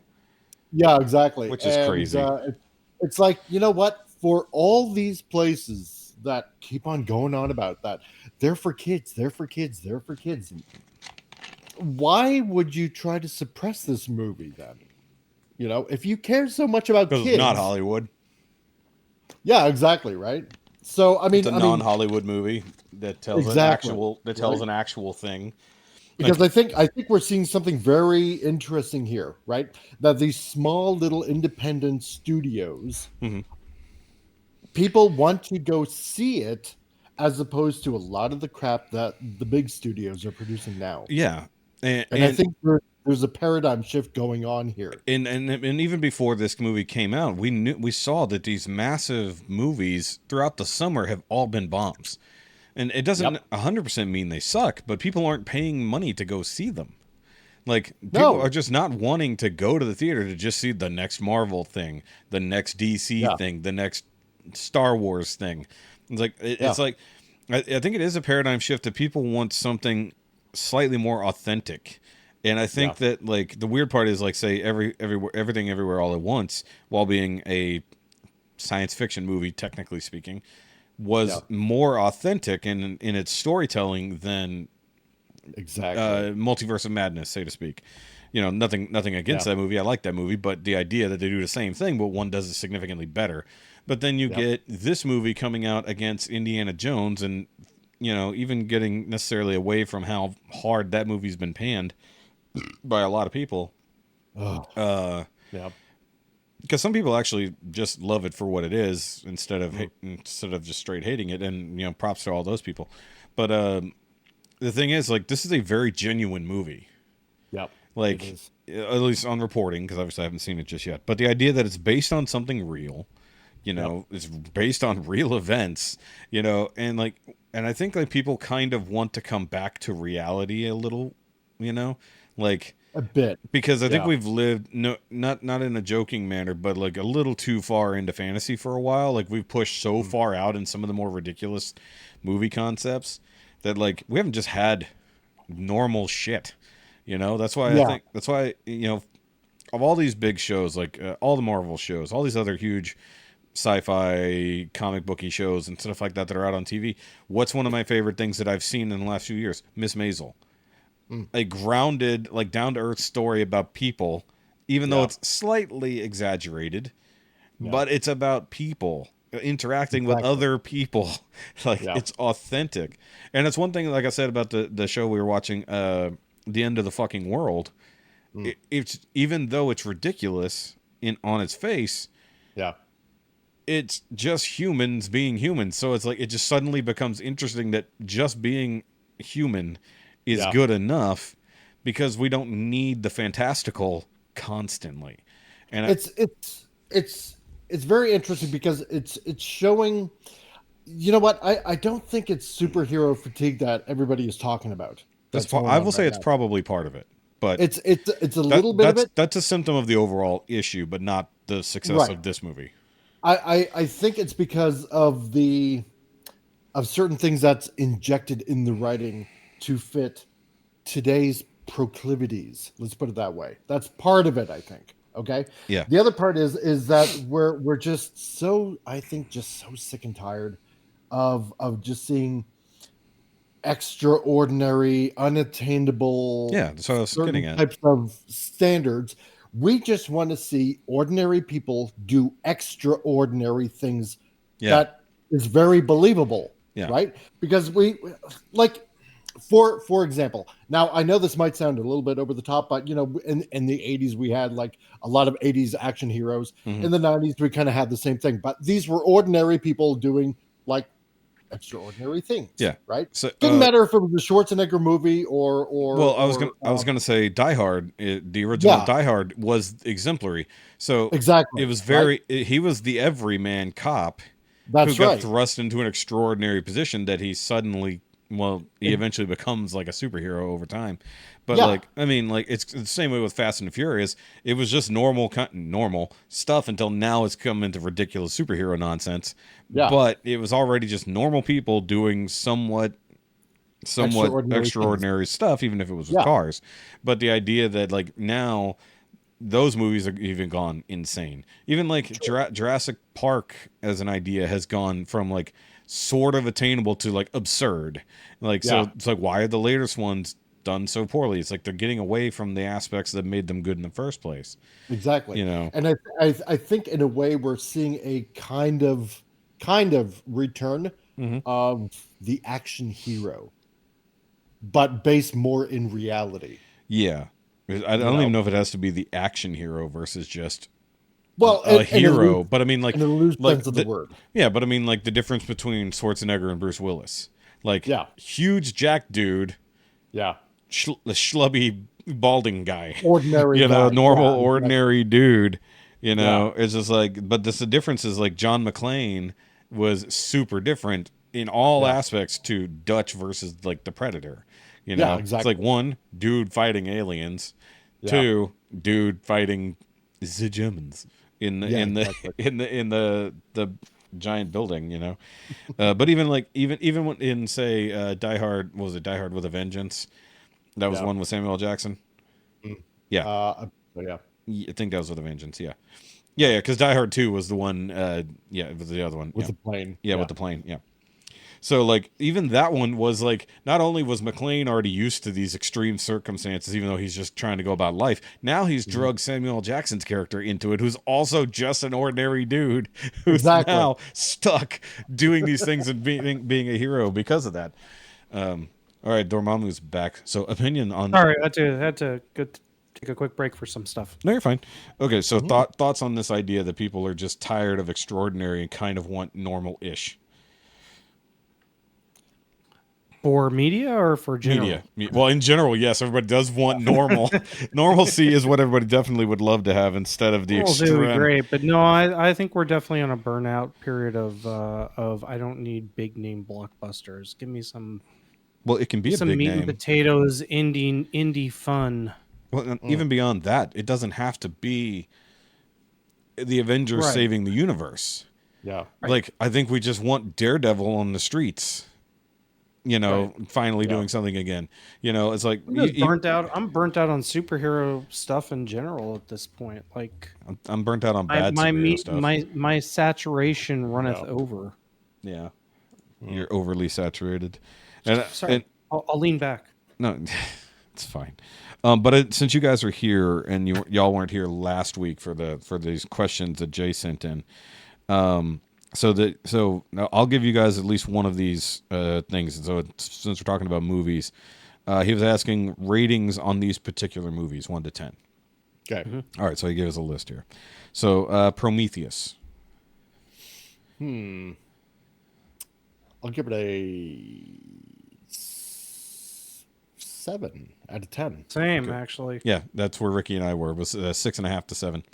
Yeah. Okay, and then right after that, Alien Covenant. The sequel. 6. Yeah, I'd say about that. Prometheus I found was better than Covenant. See, I was the other way around, personally. All right, so this is a harder one because most people haven't seen this, but Tremors 7, which is Shrieker Island. I haven't seen it, so no comment. It's terrible. Just know it's terrible. Okay. If you're a fan of Tremors, don't watch this one. It's that bad. Because Tremors is still as somebody fun. who watched 1 through 3 and the series, that was as far that's all as you I need. That go. is honestly all you need. Yeah, that's really all you need. I've only watched the first 2. That was it. I didn't even know it made up for 7. Yeah. Yeah, exactly. It's like Sharknado. What in the heck? I think there's one. Nobody talks about Tremors the same way they talk about Sharknado. But Shrieker Island was particularly bad. The Dark Tower. Oh, that's the one with Idris Elba and Matthew McConaughey. That actually wasn't too bad when I saw that. I'd have to give I've never seen probably around. No, it's not bad. Okay. I'd give it around probably a 7. 8. Okay. I really enjoyed it, and it is one of the first where I felt like Idris Elba got to flex. Yeah, a bit. Yeah. Nice. Like, but not like Luther flexing. No. More like, but in movie flexing style, I guess. Movie flexing, but to show what he can, to show in part what he can do. He's so versatile as an actor. Yeah. And he is. I mean, he's just a serious class act. I just love his all in all. I just want to see him actually portray a DJ who goes to raves and then has to be a super spy at night. Because it's basically what he does. It's basically his life. He could actually make his own soundtrack. It'd be pretty cool. All right, Terminator Dark Fate. Oh, fuck. Just watched it, actually. I actually... So comparative to the previous Terminator movie, definitely better. Genesis? Genesis, yeah. No, I really dislike Genesis in It wasn't a way great. that I can't No. and I can't define it. You know, Genesis to me was like a solid Well, 2. I mean, you could Dark Fate to me Genesis was was a 2. definitely Wow. yeah, it's no. Okay. Yeah. I actually would treat Dark Fate as kind of that after Terminator 2 type of sequel, rather than just letting Genesis be and let Genesis be its own spin-off of I mean, really, it kind of is. It's a all new timeline. Dark at this Fate. point. Dark Fate, I would definitely say is a solid 6 to 7 in my book. Oh, It's not as It's it's above nowhere average. near as good as the originals. I'm gonna give it like a 3. Okay. Really? Yeah, a lot of people hated that thought it was movie too. Like it's but I've never seen it, so I can't judge it. But I literally did see Genesis. Again, going back to the library, that was one of the ones I took. So Yeah. for reference, Genesis was one of the first movies that Jessica and I went to go see. So we went to the movies a couple times when we first got together, and that was one of the first ones we saw. We saw Inside Out, Ant-Man, and what I just said, Genesis. Oh, and you because remember those. yeah, so Material people. yeah, exactly. And then okay, so Venom 2, Let There Be Carnage. I didn't mind it too much. I'd have to give that around a 5 or 6. Yeah, 5 is just some movie happened. Yeah, it's basically it. I'd give it about a 6, and it's only because Woody Harrelson. I would have given it higher. Woody Harrelson just chewed up all of his scenes. Yeah, I imagine. Yeah. Magnificent Seven. We're assuming that's the newest one with Chris Pratt and everybody. Oh, that one. Yeah. That was. 4. Damn. I would. I'm say- sorry. As a watcher of the original, I mean, good cast, good cast gathering, good tempo. Just the visuals and the directing were just off. Something was off about pacing wise. Sure. Yeah.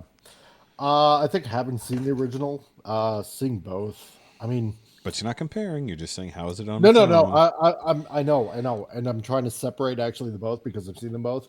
On its own, I'd give it around about a 6 or a 7. I mean, it wasn't bad. Above average. Yeah, about average. A little above. Yeah. Okay. Now, compared to Samurai 7, the anime. It's been a long time since I saw that, but I really love that. It's been a very long time. I really did love that one. Oh, That'd be that would be a fun watch day. I still have it on DVD, actually. Speaking of DVDs, it's one of the few DVDs I saved because I had the collector set. All right, this is one that Ricky and I hadn't heard of. It's called Greenland. It's a Gerard Butler Into the World movie. Yeah, Never heard of it. I think it just came out in like 2021. it did. I watched it. It's like It's a very depressing Armageddon. 6. It's a very depressing 6, and It seemed like they were combining like 2012 with Armageddon a little bit, like Escape the End of the World kind of situation. You know? I kind of feel like Gerard Butler's used up all of his goodwill for the movies that he's actually been quite good in. You think that was a just need the money movie? Yeah, pretty much. That was the one that's the one he did because he either liked the script or he was doing it for a friend. What was the one he did with Katherine Heigl? It was a rom-com. He said, she said. Are you sure it wasn't that? Or not? Was it he said, she said, or was it something talk? It wasn't Talk Like a Man. I think it was He Said, She Said. It might have been He Said, She Said. That was actually pretty decent. It was pretty decent. Yeah. That was when Heigl was at her height. It wasn't 28 Dresses or whatever. No. But that was Chris Pine, so that's different. All right, and then last we have Pixels. I thought it was Kind of like Pixels. I'm going to give it a solid. I'm going to give it a solid 7. It's not. So it's not going to win any awards. Same here. I gave it a 7. Ricky rated it kind of low. Like he's like, it was stupid. And I was like, it was fun. What are you talking about? That's a fun movie. I don't know. Stupid fun. I thought. Yeah, and I think that's one of those things where we're kind of lacking. Where like there was nothing overall like crappy about that movie. No, it was just fun. You know, it was lighthearted, but like somewhat serious. You know, Yeah. but it's still good. Love the part where the creator of Pac-Man just that we talked about that too. Yeah. So because you guys haven't heard the that episode. Oh, actually, did you? Episode 59, I believe. So we read that. I'm trying to remember which episode, because we're all set by a week now. So you guys haven't heard the newest episode. I have, because I edited it. But trying to remember where we. Oh, okay, yeah. So so episode 59, we answered all those questions, but then we were saving his final question, which was a political question. And then Dormamu didn't show up last week because he was busy with the Chitlins. And then so Ricky and I actually ended up having that political conversation off air. So like I paused to give him the question to see what he would think if he wanted to have the discussion. And then we had like a 45-minute discussion off air. And it was good. And I was like, damn it. And this was drunk Ricky too. That's why it was interesting to have drunk Ricky having a political conversation. So if you guys would want to have that real quick, we can do that. It's nothing crazy, but we have a lot of differing opinions here, so it might be interesting to have on air. If you're okay with that, Rob. Yeah, give it a go. I know Mike doesn't Maybe care. short with my answers. I may not be. Well, I mean, like, it's just one question. That's all it is. And then I'll do the last couple news things. Or no, hold on. Before we do that, the movie trailers and things like that have dropped. Oh yeah. We'll talk lighthearted shit real quick before we go into that crazy discussion that might have to get cut. So the Wonka trailer. I know you watched it. We were sort of talking about it. Yeah. What did you think, Rob? Actually, Mike, you go first. Yeah, let Mike go. Yeah. Oh, okay. I just was looking at you. That's why you pointed that way. I'm go to me, I'm not. You guys are above me. Because to me, you're down there. And you guys are above me. Like Mike is here, Rob is here. So. Oh, really? Because to me, it's all weird for each of us. We're all different when we came in. Mike, you go ahead. So Wonka trailer. Wonka trailer. I am underwhelmed by it. I gotta say. Really? It's like, yeah, really. It's like what's his name? You know, that was in Dune that plays Wonka in this movie. Timothy Chalamet. Yeah, Timothy Chalamet. Yeah. I like him in Dune. You know, he did great in Dune, I thought. And also the Dune 2 trailer has dropped, but we didn't talk about it yet. So go ahead. Yeah, exactly. So I really can't wait for Dune 2 because you know, I do like his performance. In this, it seems it's two things. It's like, okay. I like that it's an origin story for one, not just retelling Charlie and the Chocolate Factory again. Yeah, you know, I know it's an origin story. It just seems like he's out of place for the character of Willy Wonka. I don't know what it is. Really? I feel like he's like nailing the Wonka-ness. It's like he's quirky. He's got the voice. Yes, he does. It just feels like he's trying to be Wonka. And it's also not Tim Burton Wonka, which is an improvement, in my opinion. True. I mean, I didn't mind the Tim Burton Wonka. You know, partially because, you know, Johnny Depp. Yeah, I know. That's a 3. Johnny Depp that's a 3 for me. I think Johnny Depp did a pretty good job considering, right? That it is a. He looks like my cousin Emily in that movie. That's why I can't watch it. The haircut. I took a screenshot when that movie came out. It's like, oh my god, he looks like my cousin Emily. Yeah. I will send y'all a picture and show you. Oh, I bet you will. You know, and obviously growing up with, you know, the original Wonka, you know, Charlie and the Chocolate Factory, or sorry, Willy Wonka and the Chocolate. Yeah, exactly. The original. You know what? I'm satisfied with those two. I don't know if I need to see an origin story of Willy Wonka. I don't know. He just seems a little out of place to me. That he's trying to play Willy Wonka, but it's not entirely coming through. I know he can do a good job because, you know, obviously the previous movies that he's done. I'm not really feeling it all that much. That's just my impression is as an origin story for the character. Now, granted, did the original writer ever intend this? No. But as an origin story, Chalamet's got to play it different because he's not to that point where he's been so beset upon by his various enemies in the chocolate world that he needed to close up shop. He's just starting out. He's trying to make something from nothing. Yeah. It's He's now Batman. granted, He's Batman. As Timothy Chalamet goes, does he hit the same notes as like Gene Wilder or as Johnny Depp do? Yes, because he comes across with that almost soft, effeminate. Hi, I'm Willy Wonka. I'm here to sell my chocolate, everyone. Mm-hmm. And he comes across very light and lighthearted, almost childlike. And so I get that. I get what they're going for with that. Yeah. He's not to the point where he's like telling the kids straight up how life is. Like, because by the time you get to the point of like Gene Wilder took it from the perspective of, oh, I'm just going to say it. Fuck them kids. Yeah. Oh, yeah. Listen, it's a fuck around and find out kind of movie. Oompa loompa doopity doo. Your kid is screwed up and so are you. Congratulations. Yep. Because that's how that movie is. The whole perspective of it was to basically show how bad kids are because their parents are just that awful. And so Johnny Depp played it very much the same way.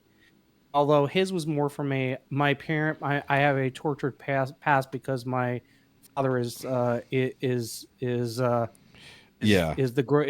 Dark Lord of Emissary of Sauron. Yeah. And so and I feel like this version is not the tortured weirdo. No.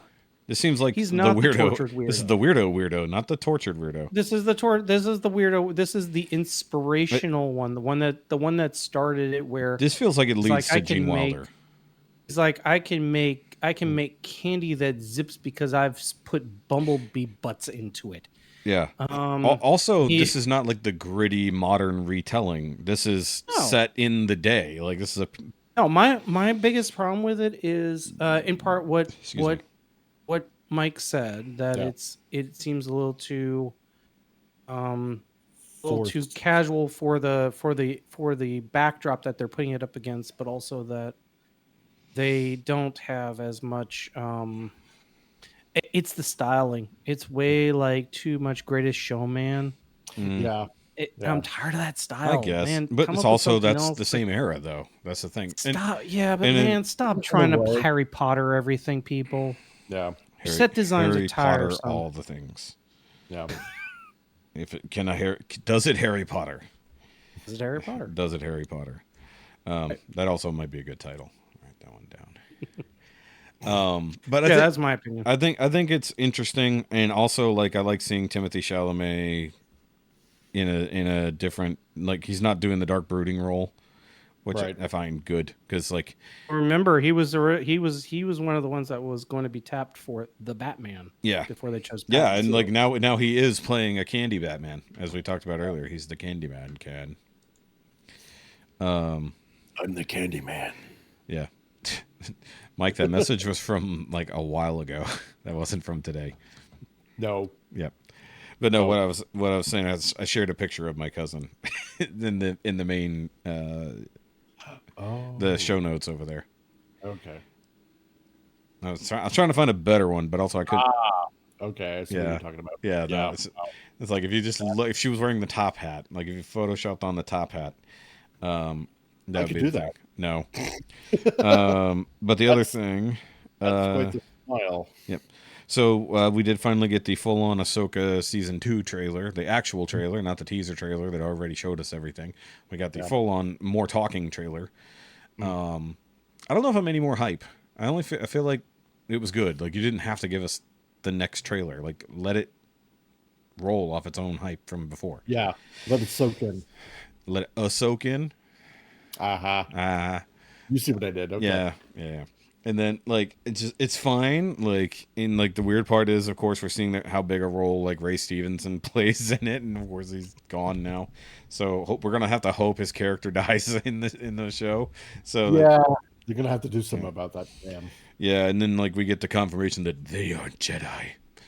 So whatever they are, they're not Sith. So they're somewhere in between Jedi and Sith. I wonder if they're going to play it off as I don't know if you played the game back in the 90s. Dark Jedi 2, Jedi Knight.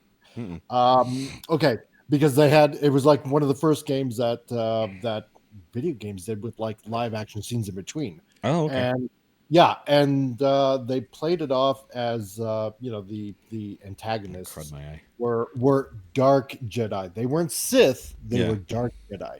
So I'm wondering if they're going to do a little bit of a nod off to that as their dark Jedi, not Sith. It maybe. Right, which is possible because they did have gray Jedi. They had all sorts of. Yeah. So it'd be a nice nod off if they do that. Yeah, that would be interesting if they. Well, because like I know Ricky kind of complained about it because they keep calling Thrawn the heir to the Empire, and that was from the now not necessarily canon, extra universe or whatever they call it now, expanded universe, expanded universe. The over there. Let's just call it the over there Kathleen stuff. Kennedy threw this out and then realized she made an awful mistake. Universe, perhaps. Yes. Kathleen Kennedy, we don't have any references. Yeah, but I'm gonna say that it's the over there stuff because it's like that's the stuff we can pull from that isn't so extra canon that it can't be used.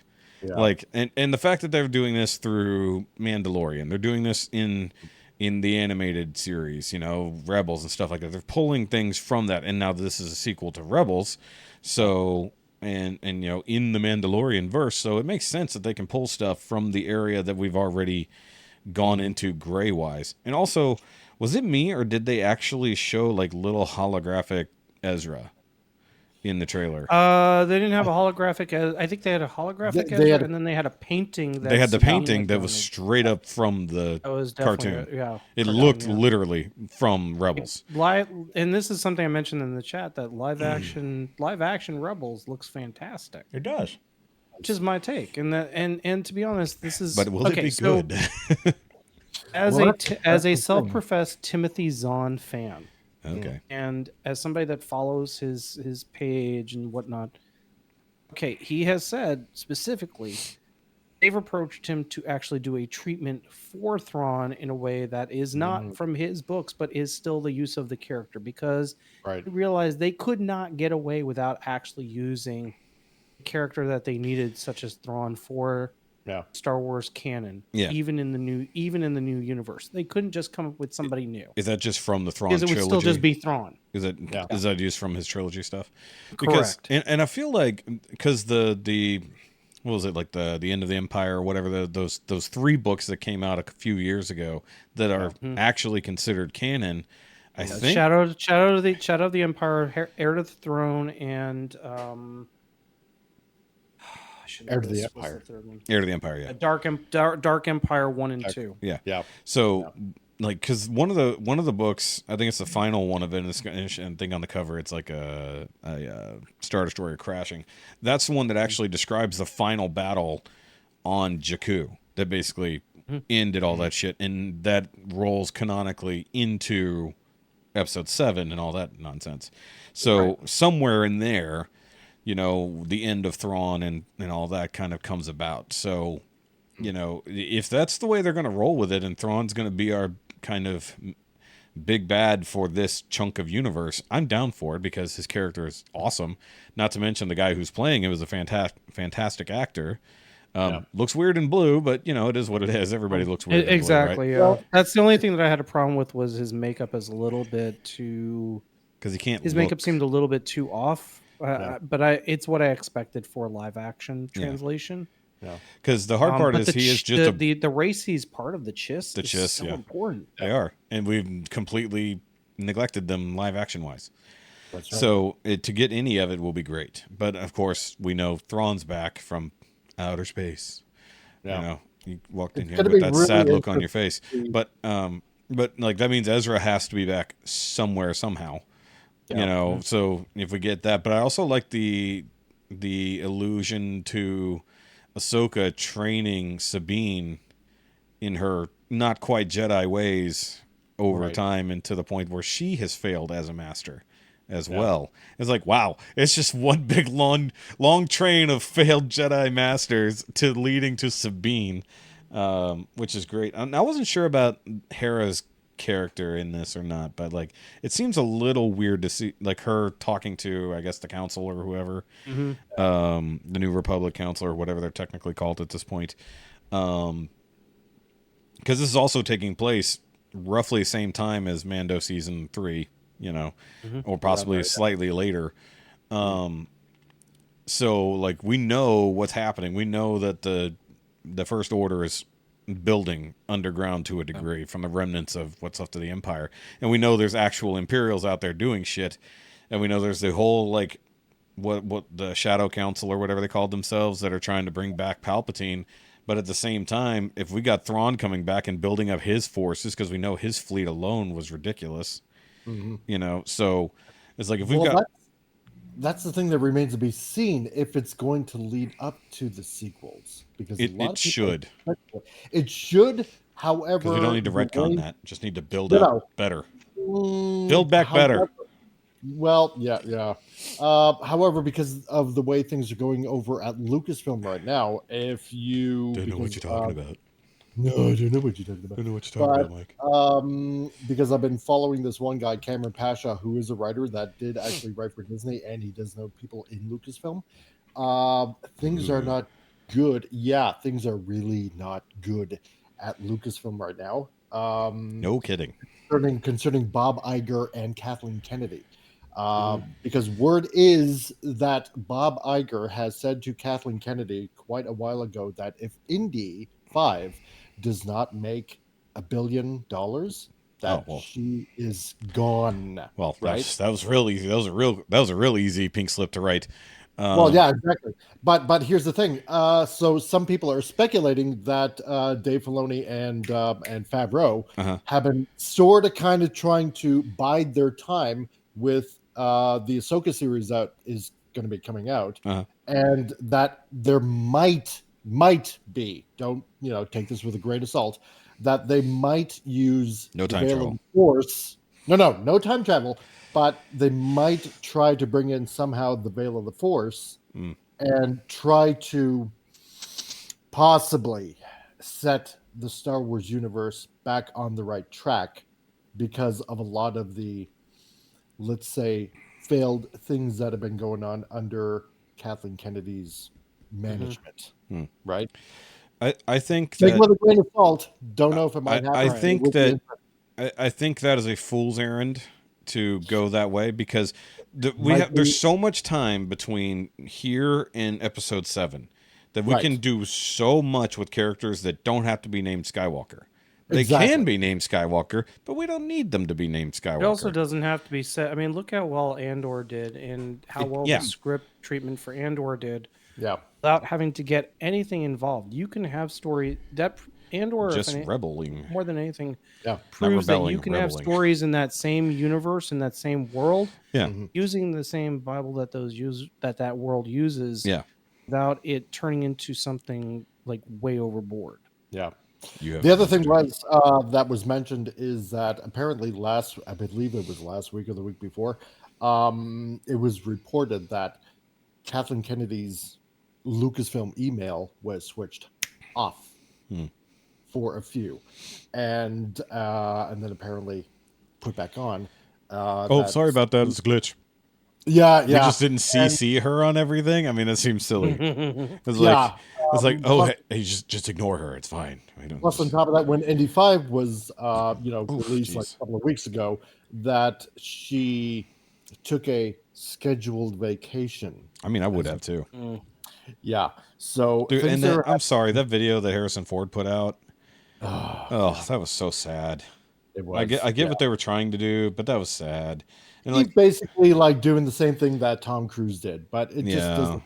It doesn't work that way. I'm sorry, but also like speaking of Tom Cruise, I saw a preview for his latest outing. Oh, that's Dead Reckoning Part 1. Yeah, look, and talk about really trying too hard. He is. Look, this movie might have me before you break a clavicle again. Look, I've only ever seen one Mission Impossible movie, and that was the first one, and I don't even remember that movie at all. This one might have me for one reason. I'm hearing good things about it. Oh, there's only one reason I want to see this movie, and I didn't realize this reason until I saw it in an interview.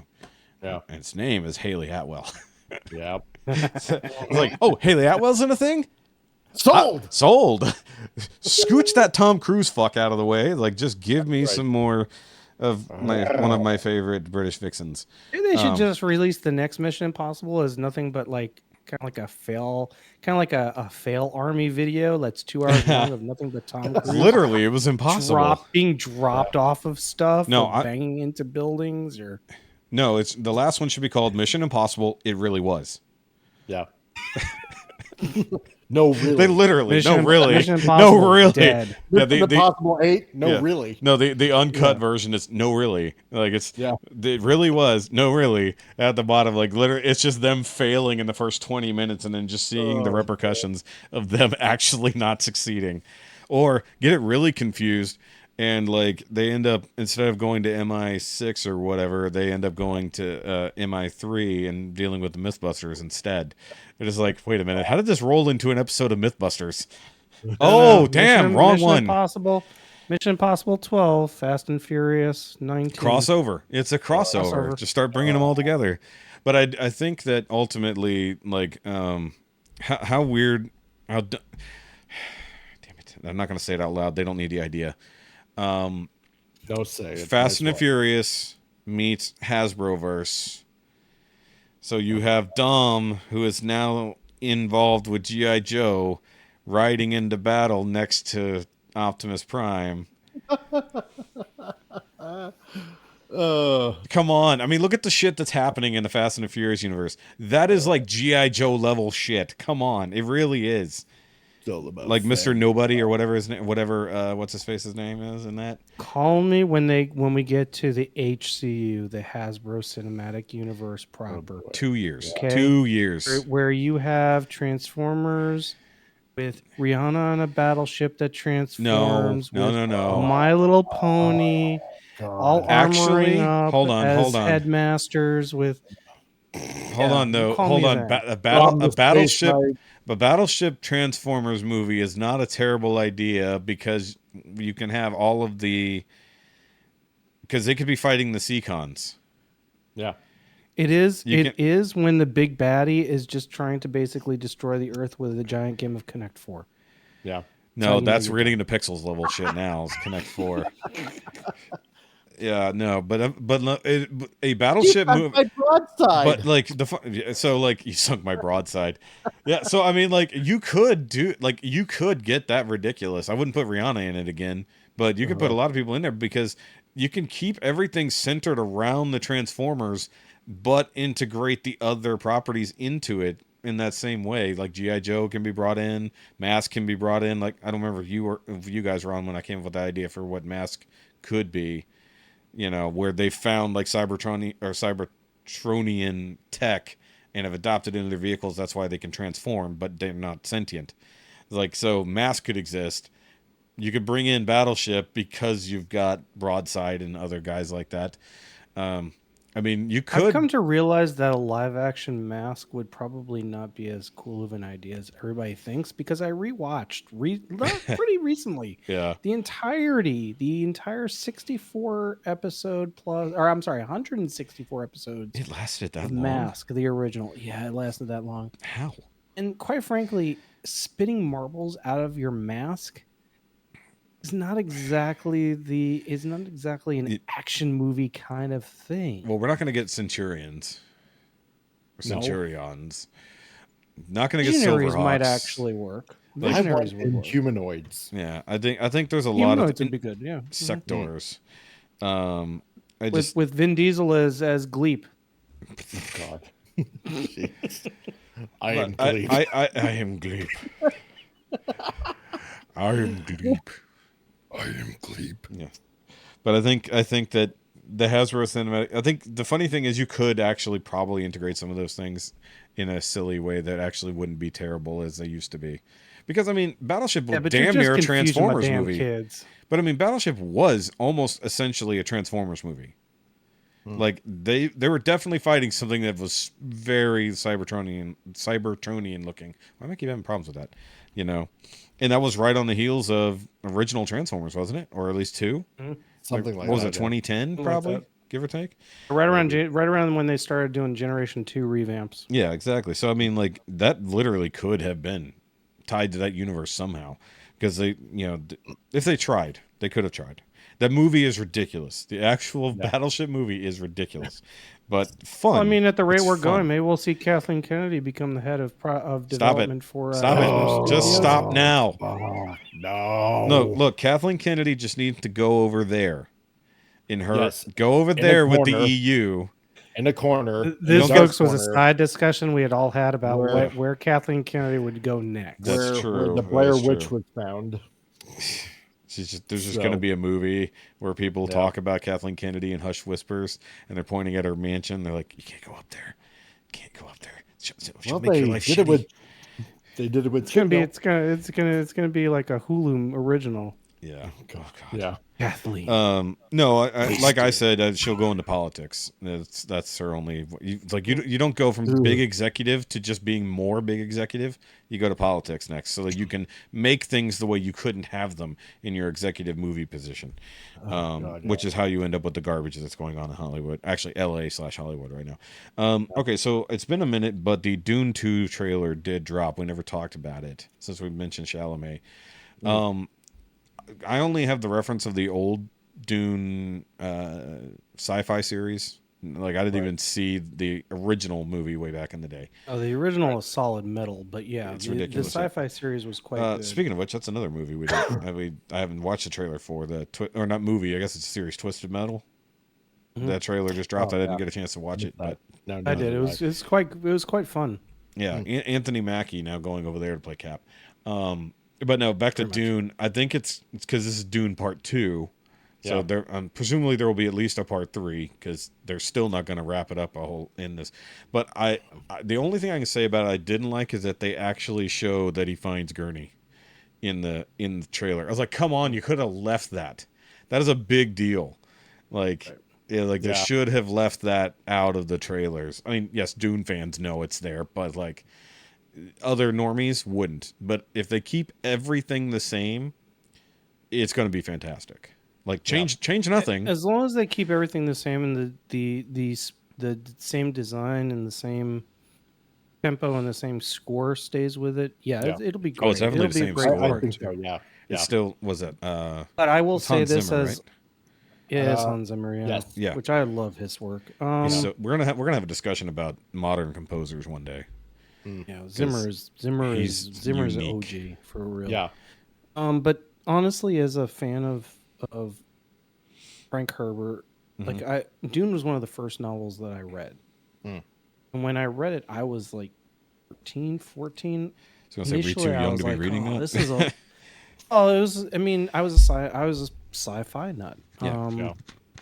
But reading it, like at first, it's really hard to get into that world, and then once you start going through more of it, get into it, and then for seeing the movie, the original '80s movie, was amazing to me because it was like, oh, you're really trying to make this.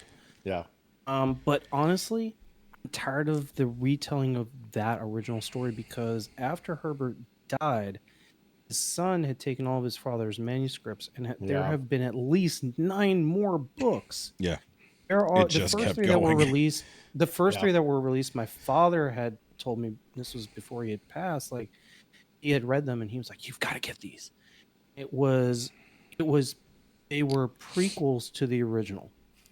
And each one was a specific house. So you had House Harkonnen, you had House Carino, you had House Atreides. Yeah, Atreides. It told stories from the individual houses. Yeah, of how they all got to it's like this Game of Thrones.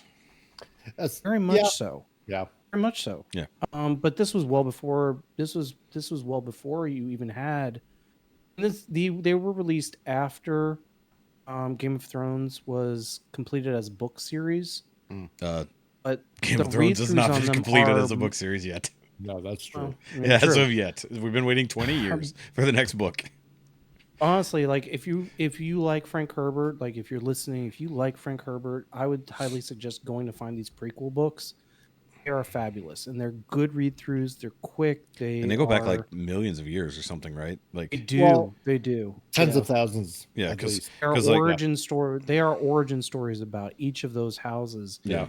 And you read through things, and then you're like, oh, that's why there's so much animosity between these houses. Oh yeah. That's why there's this drama. Do they cover the AI wars? It's after the AI wars. Okay. But there is a lot of impact from it. Yeah. I imagine they probably go into the origins of the Bene Gesserit. Yeah. They do very much so. For sure. Very much so. Yes. All right. Awesome. Speaking of which, I was just thinking like the next Star Trek thing that isn't just a straight sequel to Picard, that needs to cover like the eugenics wars and in World War III. Like before, like it'd be like pre-track. Like we're not quite there, but that would be interesting. Like don't even give it a title that's related to Star Trek. Tell these stories without context, and then when it's done, show the title.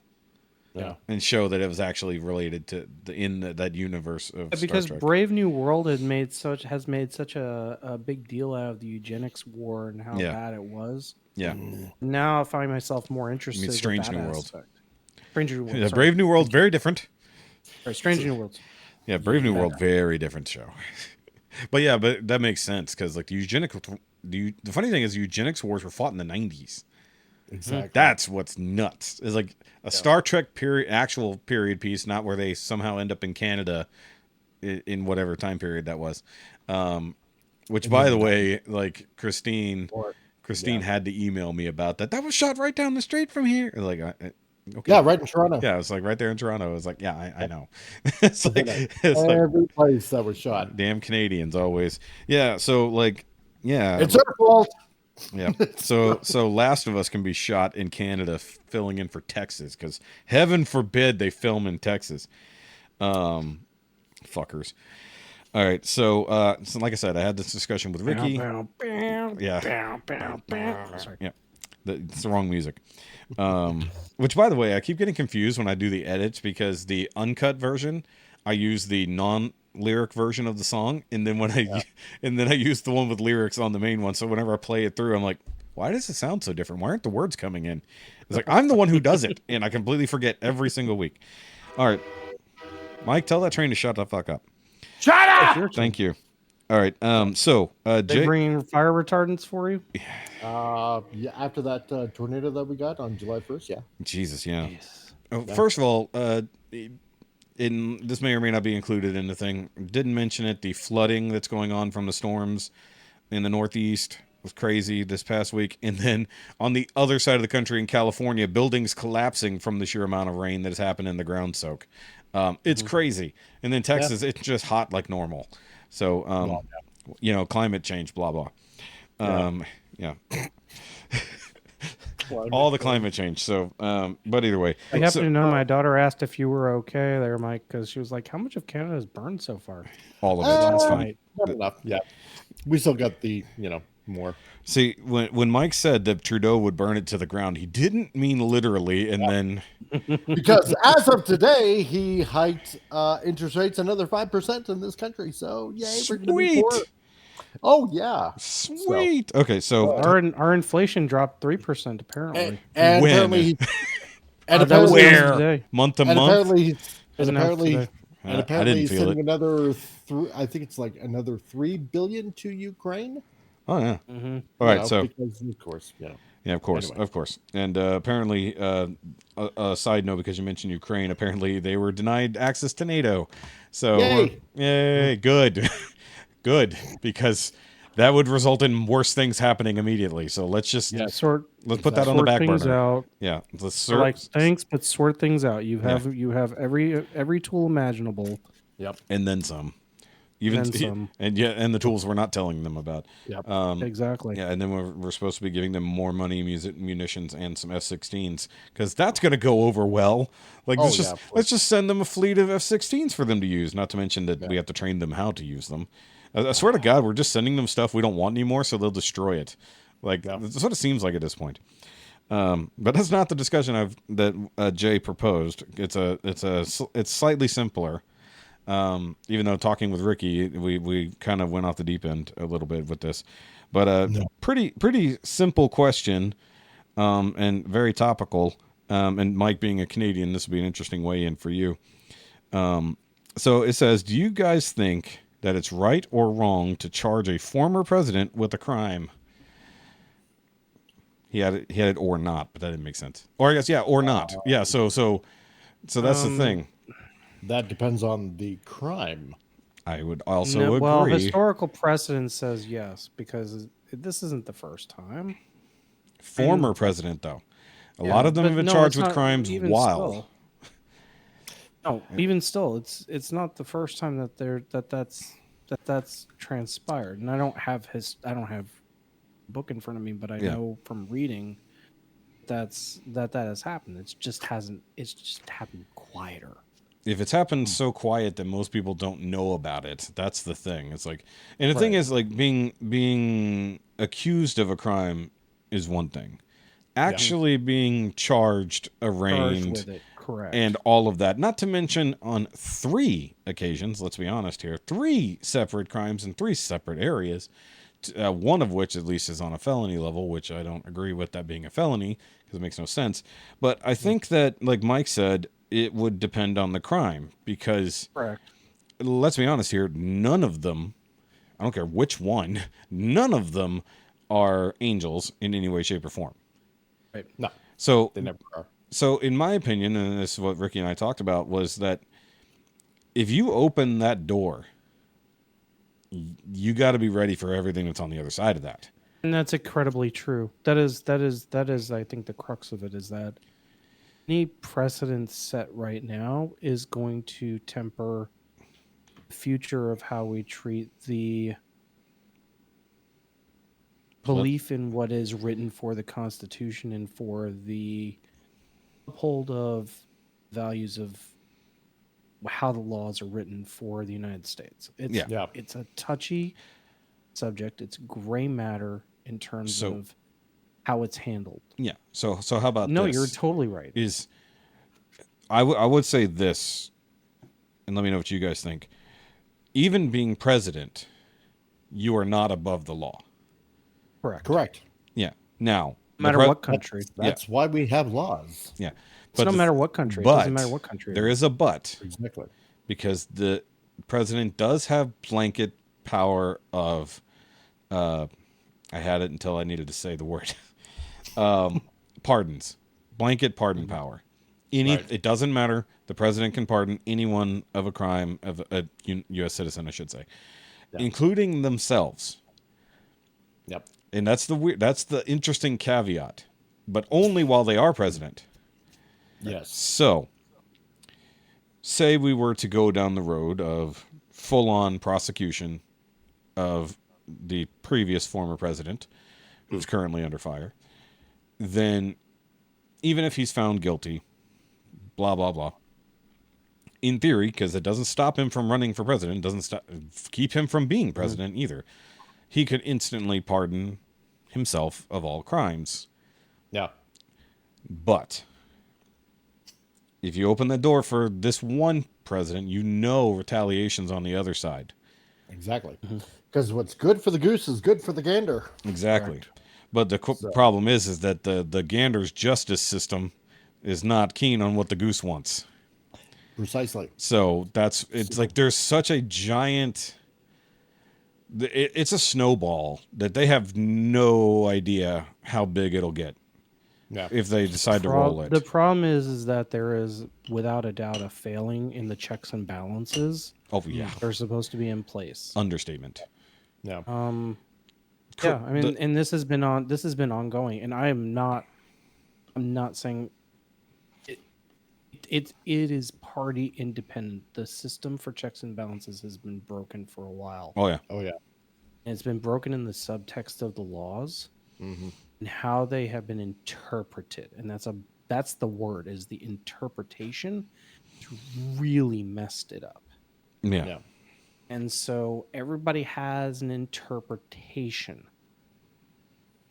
Yeah. The whole point of like the Supreme Court is to uphold the spirit of the law. Mm-hmm. The whole point of the of the executive branch is not to abuse the power therein. Yeah. And the all whole we've point got. of the legislative branch was to basically rein in the executive branch in case there was an abuse of that power. Correct. And Again, and we've seen failures on all those parts. Yeah, because we've seen the executive branch running out of control. We've seen the legislative branch fully backing the executive branch to run out of control. And the judicial branch actually trying to do their job. Like, they're one of the few that's actually trying to do their job, and they're being chastised by the other two. It's like, look, we're independent of y'all. It's like, they're also but the judicial branch is also being manipulated in a way that is not, that is also taking it to their limit, to their breaking point of what is neutrality. I mean, there's not that's why at least there should be. That's the thing, is like, and I don't know if we've talked about it much here, but like, the problem is, like, with our party system as it is, you have people who are at this point becoming too extreme to the point that neutrality isn't doable under most circumstances. Like, you want justices, in the case of the Supreme Court, who basically look at the Constitution and go at it in a flat manner, not driven by purpose. Like, okay, look, this is the law that was set based on this. How does that work in comparison to what the Constitution was said in the spirit of the thing? If the law doesn't work or goes against the way the Constitution is read and worded, then that law is bad. Just, and the thing is, laws can be bad in the way that they are used, can be used horrendously depending on application or the lack of application, because the law is written so vaguely, people can just break it all willy-nilly, and sometimes that's on purpose because that allows you to just get away with shit. Case in point, some of the horrendous shit our presidents in the past have gotten away with. A particular president blatantly killed a U.S. citizen on purpose for no reason in a country we weren't at war with. And then you've got other ones who have committed other types of horrible, egregious war crimes. And then you've got one who may or may not be the most corrupt individual ever in politics. And then you got one guy over here who's done some sketchy shit and has a big mouth. And may or may not have actual crimes in there, but you can't tell because of all the lies they throw around the actual things. It's like, if you lie so far that you can't tell when the truth actually comes out, that's a problem. And the problem is that our system isn't exactly, I feel like there's always been this perception like, oh, we're the best, we're the greatest.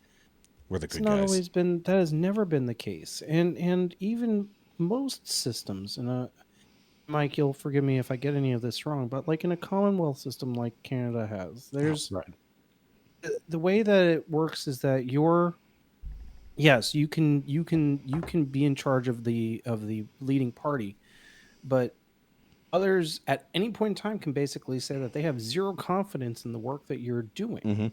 A vote of no confidence. That's their version of it, checks and balances behind that. That doesn't always mean that you're going to leave. No, you could stay there forever. Yeah, exactly. Have no power, but all the benefits. Right. Yeah. And so... Well, we have Congress members who are done that way, too. Well, we have a similar way where we can remove certain people from every committee so they can't get anything done until they're voted out. Look, I think we can all agree that no system is perfect. The problem is, like we've said, is perfect. There is a lot of brokenness about how the system is operating. Yeah. And there are ways to fundamentally change that in how the laws and how the amendments are conceived to be placed in subsequent.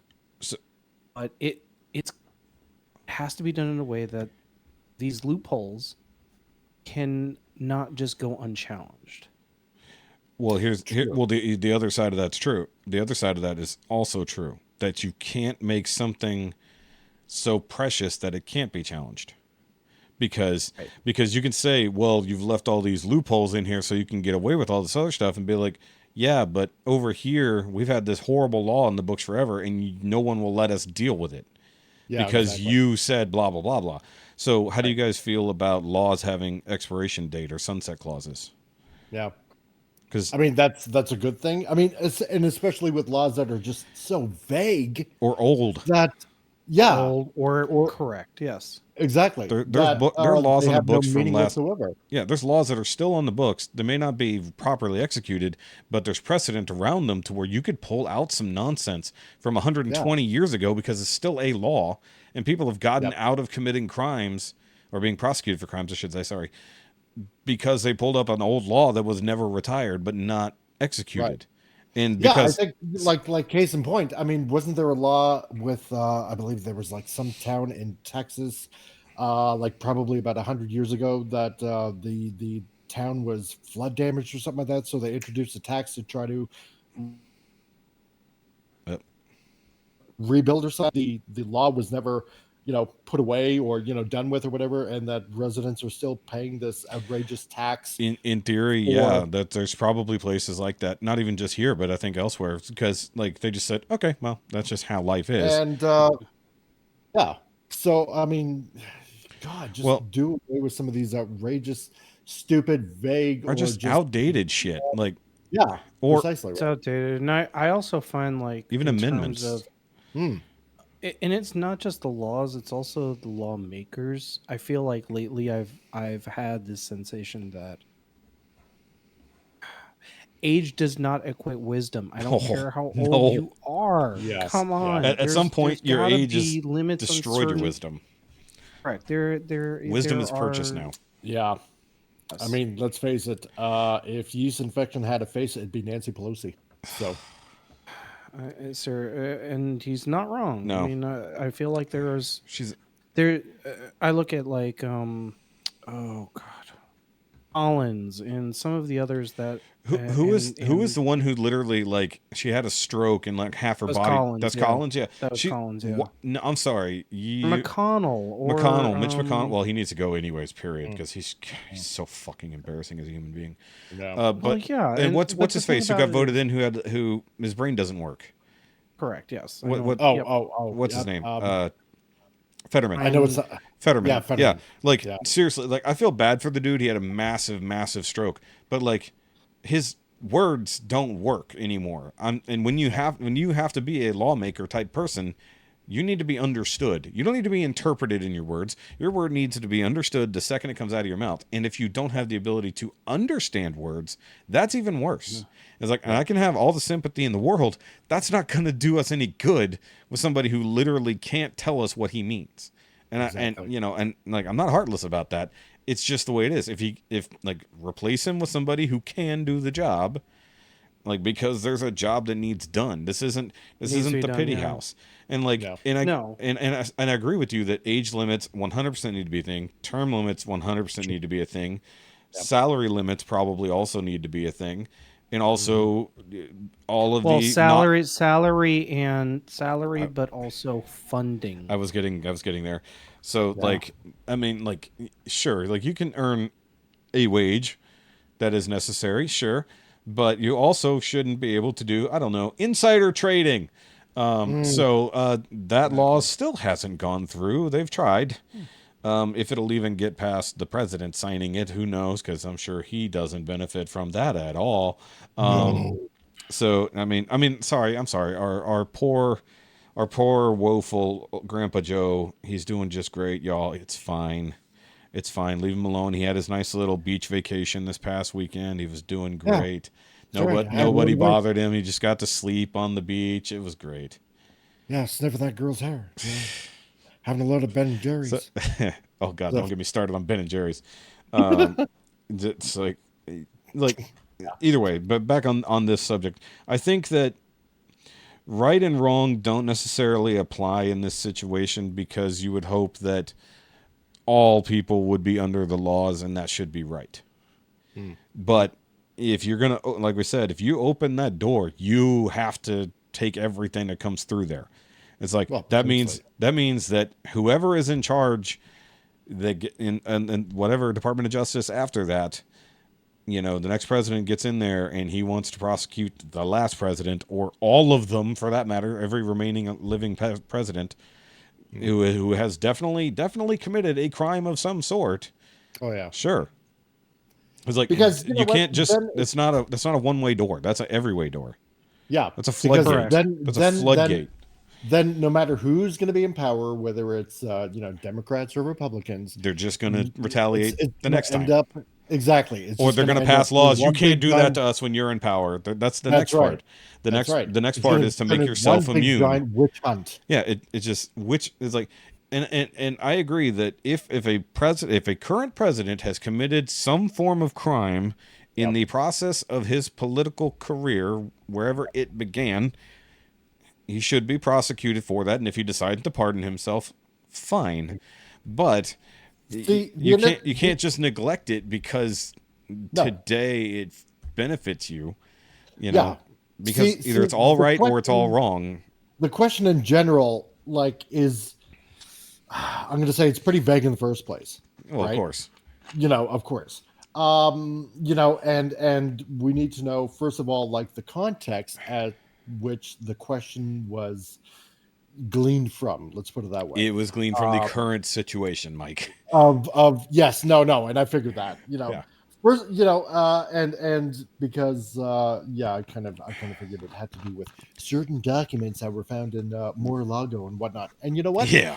Here's the thing: Trump did not commit a crime whatsoever, because every sitting president. All right, because I can't, because obviously I'm happy here in Canada. Sure. But generally, every president can declassify any documents. Exactly, and take it with them. And there's no crime whatsoever. Every president has done that. No. Clinton has done that. Obama has done that. Joe Biden Bush did it before he was president. He got ahead of that one. Exactly. Right. Oh yeah, totally. So there was no crime committed whatsoever. Okay, so hold on. Let me correct. But they're just picking on him because he's Trump. He's going to run again. Let me devil's advocate you here. Okay, go for it. Whether that crime was committed there is the actual question, because it comes down to, did he have documents he wasn't supposed to have? Not opening that one because it's stupid to begin with. 2, were they stored insecurely, which is important because you should have these very important documents locked up to a degree. They are supposed to be stored in a proper manner. That does exist, which is what they went after him first place at Mar-a-Lago, because they said this isn't good enough, even though it was a locked room with safe. The Secret Service basically protecting that room. You weren't getting in there if you weren't Trump, basically. Yeah. So the FBI said, put a bigger padlock on that. They brought them the lock, literally watched them lock it, and said, cool. And then comes back 3 months later, improper storage. It's like, you literally told us it was good if we put the lock on. There's more than that. But you know what? I seem to recall a certain politician that had servers in a bathroom. Well, servers in places that were inappropriate to have them, not to mention destroying said server and all cell phones and blah. So and not president. Not to mention giving those documents to an unsecured person who was also not the president. Yeah, but if one person is not good for the other. This is the whataboutism that comes down to it, because you can't. The problem is you can't win with whataboutism, no matter how right you actually are. Because it just becomes the excuse for, unless it's literally like, okay, this is a lie, then the whataboutism works. That's the problem there. But because no one believes it isn't a lie, realistically, when it comes to Trump, I should say, because no one will believe that he didn't do something wrong. No, that's the problem. It's like, because we've been trained that everything he does is wrong. He's evil, racist, fascist, blah blah. Exactly. And he did all these other horrendous things. I'm getting random fucking text messages right now. I'm just mad that he got poo sprinkles all over the important things, like the invitations from Iran to their banquets. Yeah. Well, that was the other thing. That was the other part about it that is really crazy. Like these documents that he supposedly stole. A lot of that shit is blurbs about him, White House, like invitational things, stuff from dinners. Like some of it isn't even like an actual like secured document. It's just, hey, don't steal that. But then again, a previous person who lived in the White House literally took all the furniture when they left. Exactly. So that's not documents, but they stole shit. So what the hell? Like that wasn't 100% a crime, but weird on its face. But like the idea that, like, okay, so one of the last things that's happened with the Trump situation where they're like, oh, we got him, was the secret recording where he showed a secure document to someone. And it's like they're trying to say that's one of the other accusations in this case is that he shared or he told someone else or showed someone secure documents, and they use this recording as evidence. It's like he's talking about an article written about him when it came down to the General Milley basically lying about what Trump did when it came to Iran. Yeah. And he's like, that I didn't do that. That was him. It's like, I should have, and what he says is, I should have declassified that while I was still president. What he meant was the report that showed Milley was lying. Yeah. If he had declassified that document while president, he would have something to save his ass right now. What he's talking about is an article about that. That's what he's showing the person he's talking to. Yeah. Because that particular document wasn't even listed in the 39 they charged him with.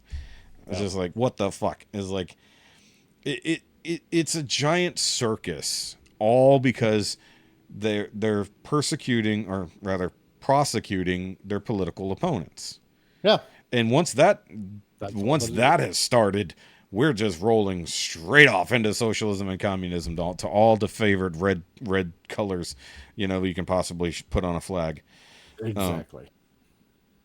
It's not too late. It's not too late to fix this. It's very. And yeah, it's finally entering to a point where people have stretched the goal lines of where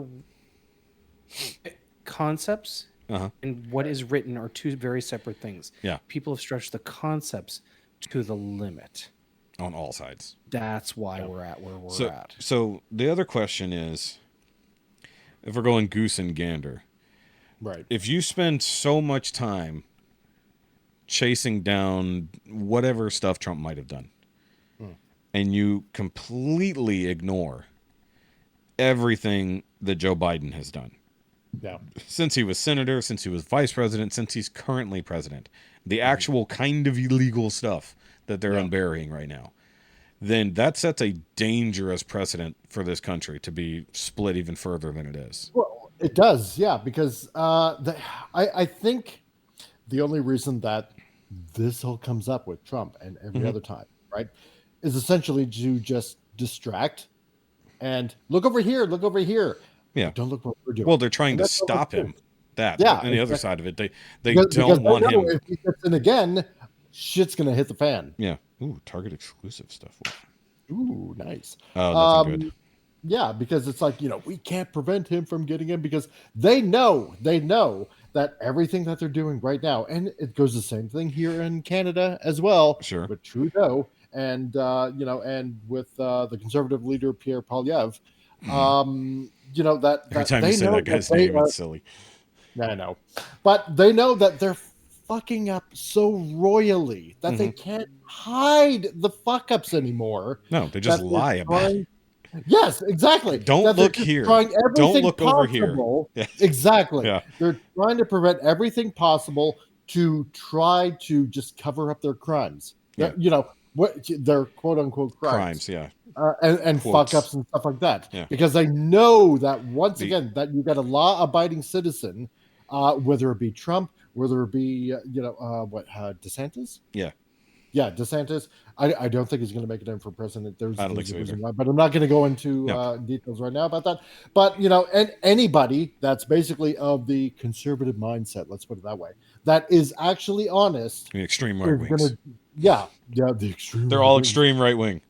Is going to set things right once and for all, and they are scared to shit of that. Well, here's the problem: there won't ever be a once and for all it'll be for the next few minutes. Like, No, because there's always going to be that snake in Eden, so to speak. well, yeah, of course. Well, it's just the biggest problem, I think, in this particular case is the government's gotten so big. Yeah. How do you ever track down the actual corruption that has fucked this all up? So the only real essence is to somebody who can get in there and just take a hammer to all of it, whittle it down to its bare functions, and start over. Like, okay, we only need this. We only need this. We sure as hell don't need this. We don't need the 10,000 bureaucrats. We don't need the lifelong people who just get paid to sit in an office and yell on CNN. You know, we don't need those people. Or Fox. I'll make it even. Even though Fox is coming out significantly more and more lefty now. It's really fucking weird. Thanks to me. Yeah, exactly. Like, since Tucker left, it's becoming crazier. So, but like the idea is like, no one from, I'm not even going to say liberals because that's not fair to actual liberals. No one who's leftist is going to go in there and want to fix, or they want to destroy, but not fix. They break it down so we get what we want, not break it down so it can be fixed. Well, it's like, there's two different purposes there. They do want to fix it. They want to fix it one way. Yeah. Yes, exactly. Like, that's not fixing. That's rigging, really, is what that is. Well, yeah, of course. Not to go there, but that's not what I was getting at, but that's just the word for it. I know. You to build the system around what you want to happen, sure, versus building the system so that it works. It's kind of like what Elon did with Twitter.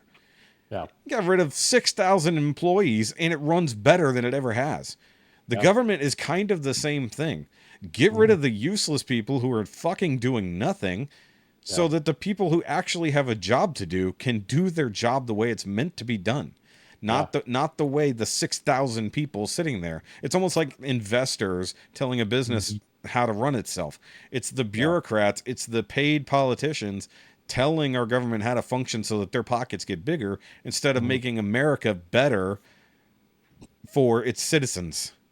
Yeah. It's like, you know, and nobody will do that who is part of it. Because everybody's afraid of the other higher ups that have tons of obscene amounts of money. George Soros, maybe. Hey, look, he's hopefully dying.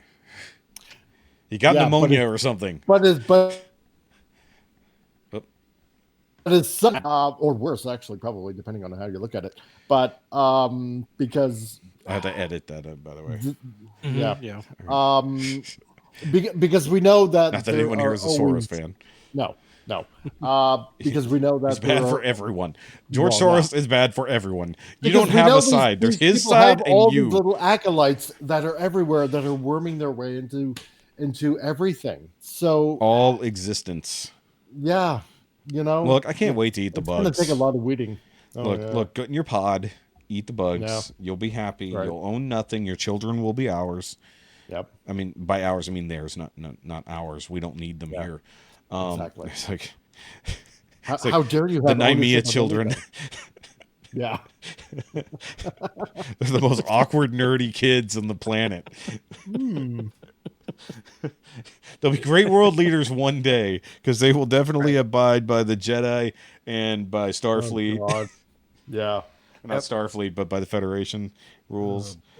But like, speaking of Starfleet, just real quick, I found myself retro watching because Pluto TV's been showing all of Deep Space Nine. Oh, what a good show! Oh yeah, I always argue that DS9 was the best. It shows the brokenness of Starfleet. Oh yeah, especially after the Klingon War, then the Dominion War, exactly. Dude, Cisco commits fucking war crimes. Yes. Cisco straight up commits genocide. Or very much threatens genocide, one way or you want to look at it. He wiped out a planet just to deal with what's his face. Yep. Chabert. Dude, what was his name? I had it. I had his name. I forgot about it. Hutchinson. It's something like that. Something ton. Yeah. Something starts with an H. Huntington. Yeah. No, it's not Huntington, but it's something like that. It'll come to us eventually. But no, it's the same thing. It's like, but Cisco, as far as he can't now. He's wherever he is in existence. He couldn't be prosecuted for what he did during that. But I love that basically he kind of dismissed his whole bridge crew. Fuck off. You're going to be for like insubordination. It's like, I will push the button myself, Mr. Worf. Everybody literally like, Cisco really just did that. And they're like, he really did. It's like, he destroyed planets and threatened to destroy more just so this guy would give up. Punched out Q. That's why in my opinion, he did punch Q. Best captain. Yep. He did punch Q, captain. Which was great. Going back to his Shaft roots. Yeah, exactly. I mean, like, it's just the DS9 wasn't Shaft. It wasn't Shaft. Okay, it was Spencer for Hire. Get it right, my friend. Yeah, he's right. Yeah, it wasn't Shaft. Right. Damn. Speaking of which, it was the Robert Urich powered machine that was Spencer for Hire. Okay. Yeah. Was there? Correct. Yep. So I recant, and I will admonish myself. So just on this last note, speaking of Shaft, was there not a Samuel L. Jackson led Shaft movie way back when? Yes. Yep. Yes, there was. Why did I see a new thing for that not long ago? Don't know. No. I don't know either, because that was what, like late 90s, very early 2000s? Something like that, yeah. It might have been like 01. I remember it was like high school era for me. So it was either right after or right during high school. So like 99 to 2001. But I swear to God, I saw another thing Shaft related. Was there a sequel? No. Or another redo since? I don't believe so. Because like with all the Secret Wars stuff going on, I swear to God, I saw a new thing for a Samuel L. Jackson Shaft movie. There was a 2000 movie and a 2019 movie. Maybe it's the 2019 that's popping up. But who did that one? It was also Samuel L. Jackson. But he was old Shaft, and it was a younger guy, right? Correct, yep. Yeah, that's why. Okay, that's what it is. That's why I keep seeing it. That's why it keeps coming up. But yeah, no, I remember the original. Because the 2019 one had Ursher. Yep. Okay. And that's a pretty decent political thriller so far, Secret Wars, but not Shaft. I haven't watched the latest. I have to watch the second and third episodes. I'm behind. I haven't seen the current. I haven't seen. I had to mourn Maria Hill. So yeah, she's not dead. It's a lot of talking. She's not dead. Just because she died on screen doesn't mean anything anymore. Yeah, exactly. They're like the X-Men, they'll just pop up later on.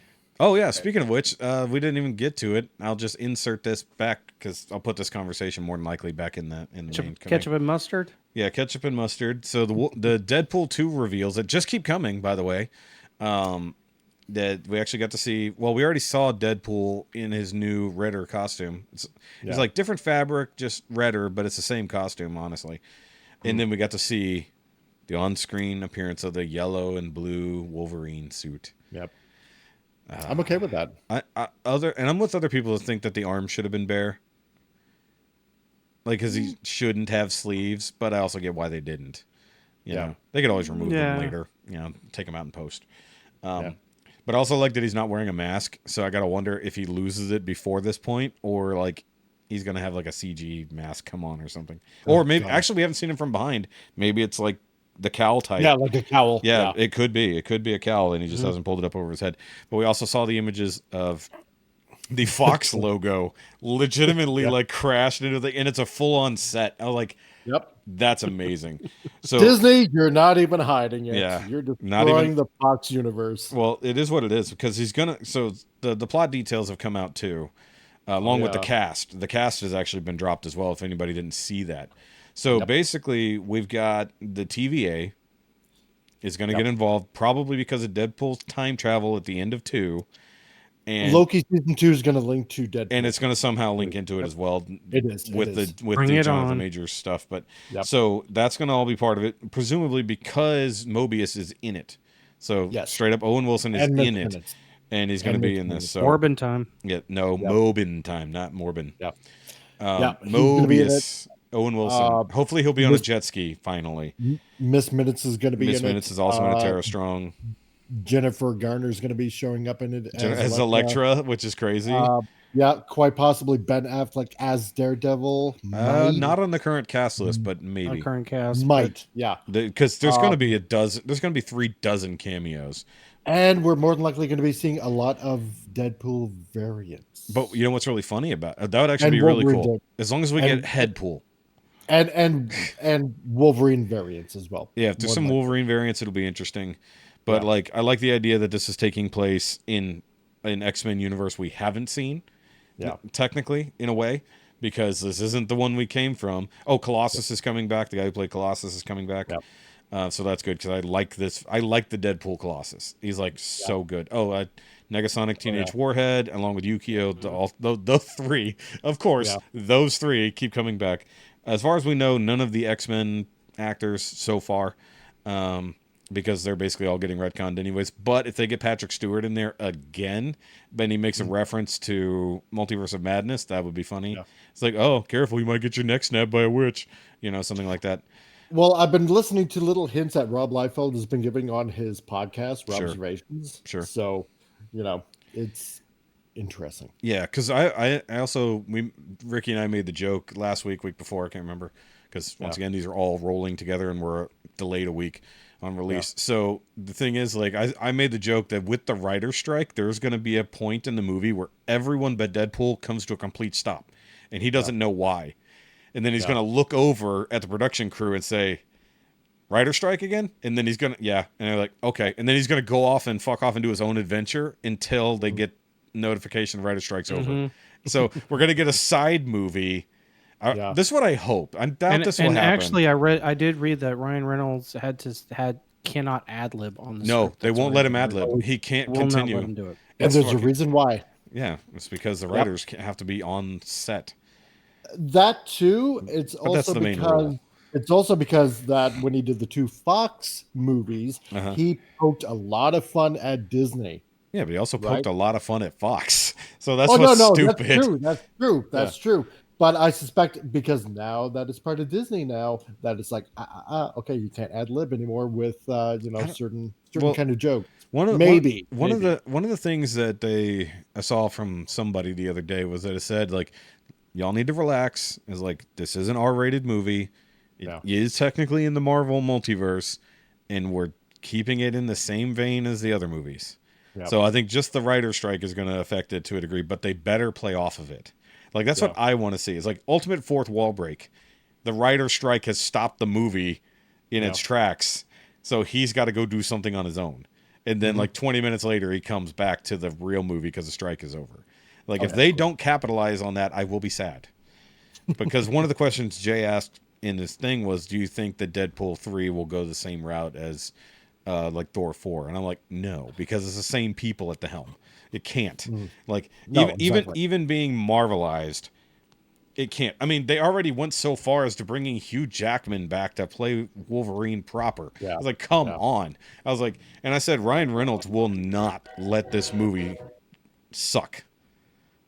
You know, it's like, if the Deadpool movie was gonna suck, it's gonna be on purpose, and he's gonna tell you ahead of time how it's gonna suck. Yeah, it's like, because he's Ryan Reynolds. It's like this character is him. He is Deadpool. It's like, I'm sorry for everybody who isn't on board with that reality. It's like, no, this is Deadpool pretending to be Ryan Reynolds, not the other way around. It's like, even and there better be Mint Mobile in the background all over this movie. I want to see him drinking from a bottle of that'd be perfect. It's like, I want to see a Mint Mobile ad get blown up. I want to see a bottle of Avion gin get shot. Right, exactly. It's like, but then like then maybe the entire football team shows up. Yes. Yeah. Oh yes. Oh my God. If they end up at Wrexham at some point, that would be fantastic. Yeah, that would be fantastic. So, but also they need to get like Hugh Jackman's boot company in there at some point, because he has a boot company that makes like ostrich leather boots. That would be funny, dude. Like, get all of their product placement because they are private business owners. I was like, or have them interrupt a Mint Mobile ad at the beginning. You know, something. It's like, Ryan Reynolds is so prolific in his marketing. If that's somehow not part of it, like, there better be Mint Mobile ads as Deadpool. Well, like, yeah. if they can. I mean, Disney's probably going to want their cut of that, but come on. He spends like no money on doing that. He's like, I'm going to borrow the suit for one day, and we'll be back. And sneak in. Wait, didn't he steal the suit? Wasn't that the rumor from the beginning? Yeah, too. Exactly. That'd be hilarious. But didn't he originally steal the suit from the first movie? Wasn't it a rumor that he stole the suit from Deadpool 1 and they're like, you have to give that back? And he's like, I don't know what you're talking about. Yeah. Something like that. I heard. Yeah, I'm pretty sure. I think he stole the original suit, which would be fantastic. So either way, I think that's a perfect place to end. We already have a bye recorded ahead of time, so that's how YouTube time travel works.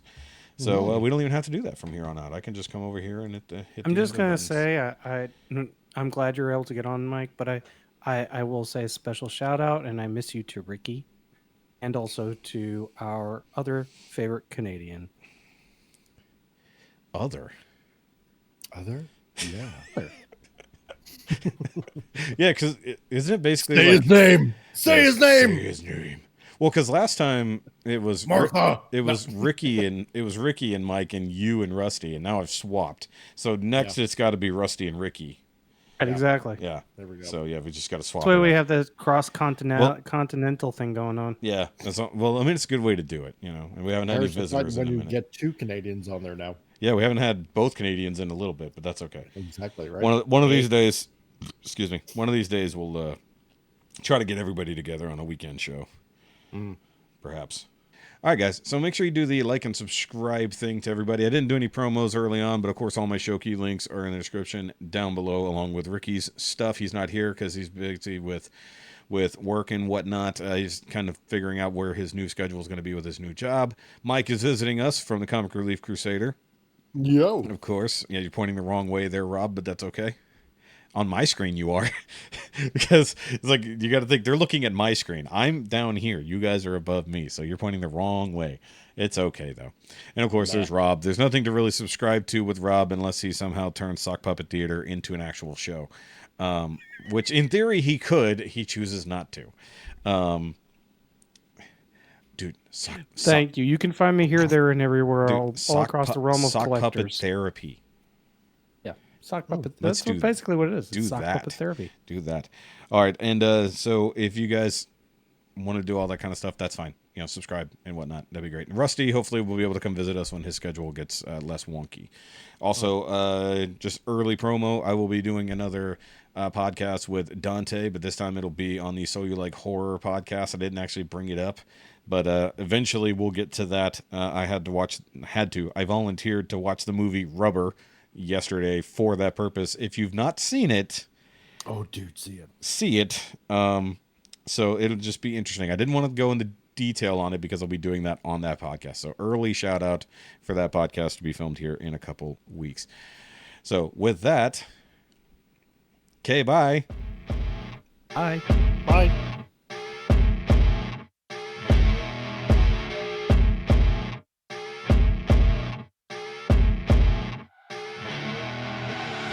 I see her rolling up, Uber black Cadillac, high heel boots and a sexy body full of tats.